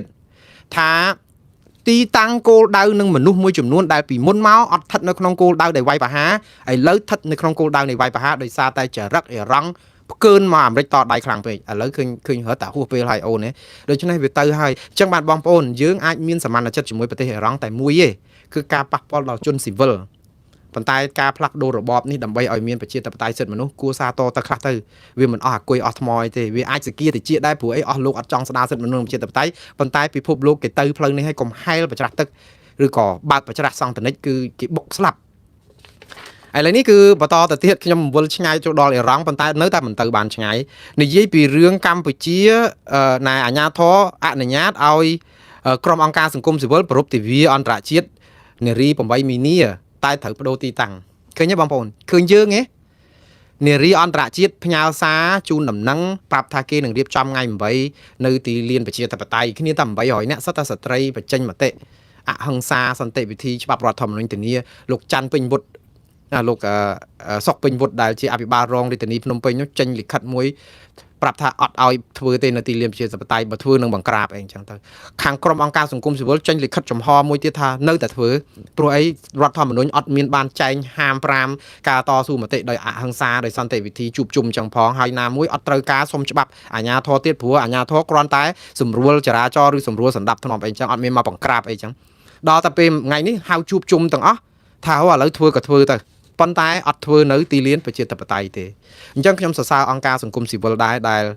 លបើមិនបាននៅទីលានប្រជាធិបតេយ្យចាត់ទុកថាវាមិនបានទាំងអស់ហើយប៉ុន្តែបាននៅបញ្ចេញមតិនៅអីមុខសួននៅ CDC នោះក្រុមប្រឹក្សាអភិវឌ្ឍកម្ពុជានោះអញ្ចឹងទៅធ្វើនៅហ្នឹងក៏បានដែរសំខាន់គឺបានបង្ហាញសម្លេងរបស់បងប្អូនដ៏រឹងមាំថាអាជ្ញាធរគួរតែជួយសម្របសម្រួលប្រជាពលរដ្ឋមិនមែនបង្ក្រាបប្រជាពលរដ្ឋទេហើយប៉ុណ្ណឹងមែនហ្នឹងក៏ប៉ុន្តែអាជ្ញាធរហ្នឹងដាក់លក្ខខណ្ឌឯងឡើងមកកណោថាមកធ្វើពិធីហ្នឹងគឺមិនអោយចូលរឿងនយោបាយអីទេមិនអោយនិយាយប៉ះពាល់ដល់ថ្នាក់ដឹកនាំប៉ះពាល់ដល់គណៈបកកណ្ដាលអំណាចអីអញ្ចឹងដដែលគម្រាមកំហែងដដែលតែយ៉ាងណាបងប្អូនព្រោះនិស័យអញ្ចឹងហើយតែបងប្អូនបានធ្វើពិធីហ្នឹងខ្ញុំក៏ចូលរួមត្រេកអរដែរព្រោះទិវានារីអន្តរជាតិ8មីនានេះគឺជាទិវាគេប្រពៃគួរតែមានការសារតក្រែងចង់លើកដំកើងសិទ្ធិស្ត្រីអីដែរខ្លាចសមោលខ្លួនឯងម្លេះតាមពិតអាជ្ញាធរក៏គ្នាពិបាកដែរបងប្អូនមានរឿងពីរដែលអាជ្ញាធរអត់ចង់ឲ្យមានជួបជុំផ្ដុំគ្នាទេទី1ចំនួនព្រំដែនខ្មែរថៃបាក់ស្បាតខ្មែរបាក់ស្បាតថៃខ្លាំងពេកដែលក្រោមការដឹកនាំនេះគឺធ្វើឲ្យថៃឈ្លានពានដែនអធិបតេយ្យយ៉ាងបំពានហើយគេយកដីយើងអស់មកកណោតាមពិតរឿងគេយកដីរឿងមកជុំវិញងុំយើងអ្នកសញ្ញេទេព្រោះអីលោកទាសីហាសញ្ញេព្រមអ្នកណានៅហ្នឹងនោះណាហើយតែយើងអត់ប្តឹងគេទេអាហ្នឹងមួយទី2អារឿងហ្នឹងប្រជាប្រដ្ឋថ្នាក់ពេញផ្ទៃប្រទេសហើយដល់ដោយសុខក្រៅទៀតឥឡូវរឿងទី2រឿងអ៊ីរ៉ង់ហ្នឹងទៀតរឿងមេដឹកនាំផ្ដាច់ការម្ដងមួយទៅខ្លួនឯងអត់ផ្ដាច់ការសោះហេតុអីបានភ័យអញ្ចឹងខ្លាចចេះទប់អញ្ចឹងទៅកុំឲ្យប្រជាពលរដ្ឋឡើងមកខ្លាចយកឱកាសហ្នឹងវាទៅជាផ្កាភ្លើងផ្ទុះភ្លើងឆេះព្រៃឆេះភ្នំអីអញ្ចឹងទៅប៉ុន្តែបងប្អូនទង្វើរបស់រដ្ឋាភិបាលហ្នឹងធ្វើតែអញ្ចឹងមកអាយុហើយទៅស៊ាំមកដូចខ្លាស៊ីសាច់អញ្ចឹងហ៎បងប្អូនអត់អាចស៊ីបន្លែបានទេអញ្ចឹងចេះតែអញ្ចឹងទៅខុសអីក៏នៅតែប្រព្រឹត្តអញ្ចឹងទៅព្រោះខ្លាចសមោលខ្លួនឯងប៉ុន្តែដល់ពេលអន្តរជាតិគេមើលមកឃើញល្អកកហ៎យើងមានបញ្ហាសិទ្ធិមនុស្សនិងប្រជាធិបតេយ្យទៀតអញ្ចឹងអន្តរជាតិគេអត់គ្រប់គ្រងយើងអញ្ចឹងដោយសារមានរឿងអីគឺយើងតែធ្វើទុកបុកម្នេញឲ្យមានប្រឡាក់ប្រឡោះយើងដើម្បីការពារអំណាចខ្លួនឯងនោះវាល្អហើយប៉ុន្តែវាប៉ះពាល់ដល់សិទ្ធិសេរីភាពរបស់ប្រជាពលរដ្ឋនិងរដ្ឋធម្មនុញ្ញកម្ពុជាហើយសហគមន៍អន្តរជាតិគេមើលមកថាយើងធ្វើតែអញ្ចឹងអត់ដូរអត់កែអញ្ចឹងគេអត់គ្រប់គ្រងយើងនៅតែឯកោឆ្លោះគ្នាជាមួយថៃក៏គេនៅតែអត់គ្រប់គ្រងដោយសារចរិតយើងវិញអញ្ចឹងយើងធ្វើវាអញ្ចឹងឥឡូវមួយទៀតកម្ពុជាផ្អាកការបញ្ជូននិស្សិតឬក៏ពលករទៅធ្វើការឬក៏ទៅសិក្សានៅប្រទេសអ៊ីស្រាអែលនិងនៅមជ្ឈមបូព៌ាជាបដោះសន្នសិនល្មមដែរបងប្អូនទៅស្អីទៀតទៅរើសបកកទុះមែនតាមពិតនឹងសារនឹងគូប្រកាសតាំងពីគេមុនពេលឬក៏ផ្ទុះថ្ងៃ28ហ្នឹងគឺត្រូវប្រកាសឲ្យបាត់ហើយអត់មែនចាំដល់មួយអាទិត្យទេនៅចាំអ៊ុតអីទៀតវាអត់មានអីរងឈ្នះឯណាទេ ដឹងថាទៅផ្លូវហ្នឹងឯងសង្គ្រាមនេះគឺអាចរាប់សប្តាហ៍នឹងច្រើនជាងហ្នឹងទៀតយូរជាងហ្នឹងទៀតប៉ុន្តែមើលទៅដូចជាបាក់ខ្ទេចខ្ទីអស់ហើយប្រហែលជាអាចនឹងតិចជាង4សប្តាហ៍ឬ5សប្តាហ៍ហ្នឹងក៏ថាបានប៉ុន្តែអ្វីដែលជាផលប៉ះពាល់ជុំវិញពិភពលោកនៅរាប់ខែរាប់ឆ្នាំបងប្អូនទាំងប្រេងកាតទាំងសេដ្ឋកិច្ចទាំងអីគឺនៅរយៈពេលយូរណាស់ក៏ប៉ុន្តែបងប្អូនគាត់តែចាំចេះប្រេងកាតមកពីពិភពលោកមិនមែនមកពីតែអ៊ីរ៉ង់មួយទេវេណេស៊ុយអេឡាក៏មាននៅអារ៉ាប់រួមនៅអីហ្នឹងប្រទេសអ៊ីរ៉ាក់អីហ្នឹងអូយប្រេងគេមកកណោគាត់ថាអ៊ីរ៉ង់ហ្នឹងគឺវាជាមានច្រកដែលនាំប្រេងហ្នឹង20%ដឹកចេញតាមច្រកនៅប្រទេសអ៊ីរ៉ង់ហ្នឹងឥឡូវគេបិទគេអីហ្នឹងគ្រាន់រាំងស្ទះមករយៈពេលហើយវាមិននេះទេតែបន្តិចហ្នឹងគេបញ្ចេញប្រេងឲ្យបើអាមេរិកវិញប្រេងខួងក្រោមដីចង់100ឆ្នាំទៀតក៏ប្រើមិនអស់តែអាមេរិកឆ្លាតអត់ចាំបាច់ប្រើប្រេងខ្លួនឯងចាំដល់ពិភពលោកខ្សោះប្រេងចាំខួងប្រើប្រេងខ្លួនឯងបាទឥឡូវនេះគឺបាទខ្ញុំថារដ្ឋាភិបាលធ្វើជារឿងត្រឹមត្រូវឲ្យហាមមិនឲ្យប្រជាពលរដ្ឋទៅអ៊ីស្រាអែលទៅមជ្ឈមបូព៌ាទៅធ្វើស្អីបើគេកំពុងតែលាក់គ្រាប់ហ្នឹងប៉ុន្តែអ្វីដែលរដ្ឋាភិបាលខ្មែរធ្វើនេះគឺវាផ្ទុយពីអាសម័យកូវីដបងប្អូនមានចាំទេអាកូវីដកូវីដណានៅអាផ្លេចឈ្មោះខេត្តនោះបាត់ទៅហើយអាខេត្តចិនមួយនោះណាយូរពេកសំទោសសូមអធិស្ឋានបងប្អូនតែកុំខ្វល់ដឹងអាខេត្តហ្នឹងវាផ្ទុះអាការរីករាលដាលនៃជំងឺ Covid-19 ហ្នឹងនិស្សិតខ្មែរនៅជាប់ផុងនៅអាចិនហ្នឹងមកកណោក៏ដឹកឲ្យមនុស្សស្លាប់អត់ឡើងពីរាល់ថ្ងៃរដ្ឋាភិបាលអត់មានទៅដឹកនិស្សិតហ្នឹងមកទេមិនត្រឹមតែមិនដឹកនិស្សិតហ្នឹងទេគឺប្រកាសជាផ្លូវការទុកឲ្យនិស្សិតយើងនៅរួមរស់រួមទុករួមសុខជាមួយនឹងជនជាតិចិនមិនមែននៅពេលដែលស្លាប់អញ្ចឹងនាំគ្នារត់គេចទេសេចក្តីស្លាប់មកដល់ហើយអត់ឲ្យរត់គេចទៀតថាយើងនៅរួមសុខរួមទុកកុំឲ្យចិនហ្នឹងថ្នាំងថ្នាក់យើងចុះចិនថ្នាំងថ្នាក់ស្អីបើយើងយកប្រជាពលរដ្ឋចេញពីចិនមកកុំឲ្យនៅឆ្លងប្របាក់អាញាធរចិននៅព្យាបាលដូចជួយសម្រាប់បន្ទុកគេតែយើងចំណេញនយោបាយទុកឲ្យគ្នាស្លាប់ចុះគឺកុំឲ្យខូចទឹកចិត្តយើងនៅអោបចិនអញ្ចឹងប្រជាពលរដ្ឋហ្នឹងគេរិះគន់អីអញ្ចឹងទៅចុងក្រោយហ្នឹងស្អំចិត្តទៅក៏បានយកអាកប៉ាល់អាំស្ទែដាំអីណាអាំស្ទែដាំមិនមែនអាំស្ទែដាំទេកប៉ាល់ហ្នឹងក៏ភ្លេចឈ្មោះទៀតសុំទោសបងប្អូនអាកប៉ាល់ធំមួយដែលដឹកភ្ញៀវទេសចរដែលគ្មានប្រទេសណាគេឲ្យចូលចតហ៎ហើយយើងកំពុងតែរងទុកបុកម្នេញនឹងអាជំងឺឆ្លងប្រជាពលរដ្ឋពេញពិភពលោកគេភ័យខ្លាចឆ្លងពីអ្នកកើតរោគកូវីដនៅលើកប៉ាល់ហ្នឹងយើងទទួលឲ្យគេចុះចតនៅក្នុងដែនដីយើងដើម្បីថាយើងបេះដូងធំបេះល្អហើយក៏ប៉ុន្តែវាស្ដាប់មកអាការប្រជាពលរដ្ឋឯងនៅស្លាប់នៅនៅប្រទេសចិនដែលនៅប្រឈមនឹងការស្លាប់កូវីដដែលរង្គាលអត់ឲ្យយកមកទេស្អំចិនដល់ពេលហើយមកធ្វើអារឿងកប៉ាល់របស់អាមេរិកមួយនេះស្អំចិត្តដើម្បីថាអត់អីទេខ្មែរយើងបេះដូងធំទទួលជំងឺនឹងក៏អត់អីដែរវាអត់អីទេយើងបានបេះដូងធំចឹងមែនហើយប៉ុន្តែរហូតតតែរីកពេលខ្លះព្រោះអីពេលខ្លះយើងធ្វើដើម្បីនយោបាយមិនមែនធ្វើដើម្បីប្រជាពលរដ្ឋយើងសុខុមាលភាពមែនតើតែនេះបានមើលធ្វើមែនតើខ្ញុំសរសើរលោកហ៊ុនម៉ាណែតព្រោះអីចេញសារឈប់បញ្ជូនទៅនឹងល្មមហើយចុះអត់មានទៅខ្លាចអ៊ីស្រាអែលអន់ចិត្តនឹងយើងទេអត់ឲ្យនិស្សិតអត់អីទៅមួយរយៈគេកំពុងដឹកជញ្ជូនចេញពីក្នុងអស់ហើយអាមេរិកអីគឺផែនការជំលៀសប្រជាពលរដ្ឋគេចេញពីក្នុងអស់ហើយយើងទៅតែខ្ជាក់ចេញមកថាឈប់បញ្ជូនទៅប៉ុន្តែអាអ្នកនៅហ្នឹងគ្នានៅហ្នឹងអត់ដឹងត្រូវដឹកចេញវាមិនដឹកចេញទេគ្រាន់តែថាផ្អាកការបញ្ជូនទៅសិនទេព្រោះអាគោលការណ៍ដឹកចេញហ្នឹងវាអត់ទាន់ឃើញមានតែបងប្អូនតែយើងរិះគន់ចិត្តតែរិះគន់តែធ្វើបាបរដ្ឋាភិបាលកម្ពុជាគ្នាខំប្រឹងមកកណោដែរហើយឥឡូវនេះគឺយើងមានតកតងនឹងសង្គមស៊ីវិលអ្នកកសែតអីហ្នឹងចប់អស់ហើយព័ត៌មានចុងក្រោយគឺប្រាប់ថាអាមេរិកលក់គ្រឿងសព្វាវុធយោធាបន្ថែមជួយអ៊ីស្រាអែលដោយមិនចាំបាច់ឆ្លងការឯកភាពពីរដ្ឋសភាហើយនឹងព័ត៌មានមួយចុងក្រោយទៀតគឺរដ្ឋមន្ត្រីក្រសួងសន្តិសុខជាតិថ្មីរបស់អាមេរិកគឺជាអតីតកីឡាបោកចំបាប់ឬក៏ក្រុមកីឡាប្រដាល់ក្នុងទ្រុងហើយ2ឆ្នាំមុននេះទៅតែបបួលវាយគ្នានៅក្នុងគណៈកម្មការប្រជុំព្រឹទ្ធសភាហើយខ្ញុំនឹងបញ្យល់រឿងនេះបន្តិចដែរតើវីរកម្មចិត្តប្រមាណទៀតហើយប្រជាពលរដ្ឋអាមេរិកអើយអស់មួយមានមួយឥឡូវនេះគឺអាមេរិកគឺផ្ដល់លក់សព្វាវុធទៅឲ្យអ៊ីស្រាអែលដោយមិនចាំបាច់ឆ្លងសភាបងប្អូនអាមេរិកលក់សព្វាវុធឲ្យអ៊ីស្រាអែលនេះមកយកហើយក៏ប៉ុន្តែរឿងដែលខ្ញុំយកមកផ្សាយនេះគឺអត់ចាំបាច់ឆ្លងកាត់ការឯកភាពពីរដ្ឋសភាព្រោះច្បាប់រដ្ឋធម្មនុញ្ញសហរដ្ឋអាមេរិកចែងថាធ្វើសង្គ្រាមឬក៏លក់អាវុធឲ្យទៅប្រទេសបរទេសនេះគឺត្រូវតែឆ្លងកាត់ការពិគ្រោះយោបល់ភ្លើងខៀវពីសភាភ្លើងបៃតងបាទប៉ុន្តែម្ដងនេះអត់ឆ្លងសភាទេហេតុអីសភាអនុញ្ញាតមែនអត់ទេអាមេរិកមានច្បាប់មួយរឿងលក់សព្វាវុធហ្នឹងគឺគេហៅច្បាប់ស្ដីអំពីគ្រាបន្ទាន់ចឹងមិនបាច់ឆ្លងសភាទេអញ្ចឹងឥឡូវអាមេរិកគេប្រើច្បាប់ហ្នឹងលក់សព្វាវុធទៅឲ្យអ៊ីរ៉ង់សំទោសអ៊ីស្រាអែលជាទឹកប្រាក់ប្រមាណជាង$100 លានបាទ$151 លាន.8បាទន័យថាជិត$152 លានមិនមែនលក់កាភ្លើងទេបងប្អូនមិនមែនលក់គ្រាប់បែកទេគឺលក់សម្បកគ្រាប់បងប្អូនស្ដាប់ទៅសម្បកកន្ទុះមែន អត់ទេសម្បកគ្រាប់នេះគឺសំដៅទៅលើដូចថាដូចសម្បកកន្ទុះមែនប៉ុន្តែវាអត់តាន់បាញ់អត់តាន់ផ្ទុះទេយើងយកតែច្រកអំសេវហើយគឺបាញ់បានហើយអញ្ចឹងអានេះគឺជាសម្បកធំជាគ្រាប់បែកទម្លាក់ធំណាប៉ុន្តែទេអត់មានរំសេវទេព្រោះអីអ៊ីស្រាអែលអាចមានរំសេវអាចមានអីទាំងអស់ហ្នឹងអញ្ចឹងទៅគេទិញតែអាហ្នឹងទេហើយទិញអាហ្នឹងគឺទម្ងន់ដែលទិញទៅហ្នឹងគឺ1200និយាយទៅ1200សម្បក12000សម្បកគ្រាប់ហ្នឹងធំគិតជាបើមួយគ្រាប់ហ្នឹងមានទម្ងន់ប្រហែលជាកន្លះតោនអញ្ចឹងបានច្រើនណាបងប្អូនមកសម្បកគ្រាប់ធំហ្នឹងកន្លះតោនអញ្ចឹង12000គ្រាប់គិតទៅជាតោនគឺប្រហែលជា5443តោនហើយបើគិតជាទឹកប្រាក់វាតែ1151លានដុល្លារជាងអញ្ចឹងបើសិនជាគ្រាប់មែនតើងាប់ហើយ1000លានដុល្លារហើយអញ្ចឹងបានថានេះគឺជាសម្បកគ្រាប់តែជួយទៅអ៊ីស្រាអែលនេះគឺជានិមិត្តរូបប្រាប់ថាអាមេរិកនៅតែផ្ដល់អ្វីជួយអ៊ីស្រាអែលដើម្បីយកទៅប្លង់ដាក់អ៊ីរ៉ង់ឲ្យច្រើនទៀតអាមេរិកខ្ចីដៃអ៊ីស្រាអែលដែរកុំឲ្យអាមេរិកប្លង់ច្រើនពេកឲ្យអ៊ីស្រាអែលអ្នកប្លង់ទៅណាយកតែសម្បកកន្ទុះទៅតែប៉ុន្តែទិញអត់អីទេទិញហើយទិញហ្នឹងគឺប្រើច្បាប់ពិសេសហ្នឹងប៉ុន្តែបងប្អូនអ៊ីស្រាអែលធ្លាប់ទិញអាវុធពីអាមេរិកហ្នឹងរាប់សិបពាន់លានហើយច្រើនណាស់គឺខ្ញុំនិយាយត្រួសឲ្យដឹងថាពីកាលពីឆ្នាំ2025ដល់26អ៊ីស្រាអែលទិញសពាវុធពីអាមេរិកមានទឹកប្រាក់ចំនួន20,000លានដុល្លារបងប្អូនថវិកាជាតិខ្មែរ2ឆ្នាំគាត់ទៅទិញសពាវុធពីអាមេរិកកាលពី2025ដល់2026ហ្នឹងគឺ20,000លានដុល្លារ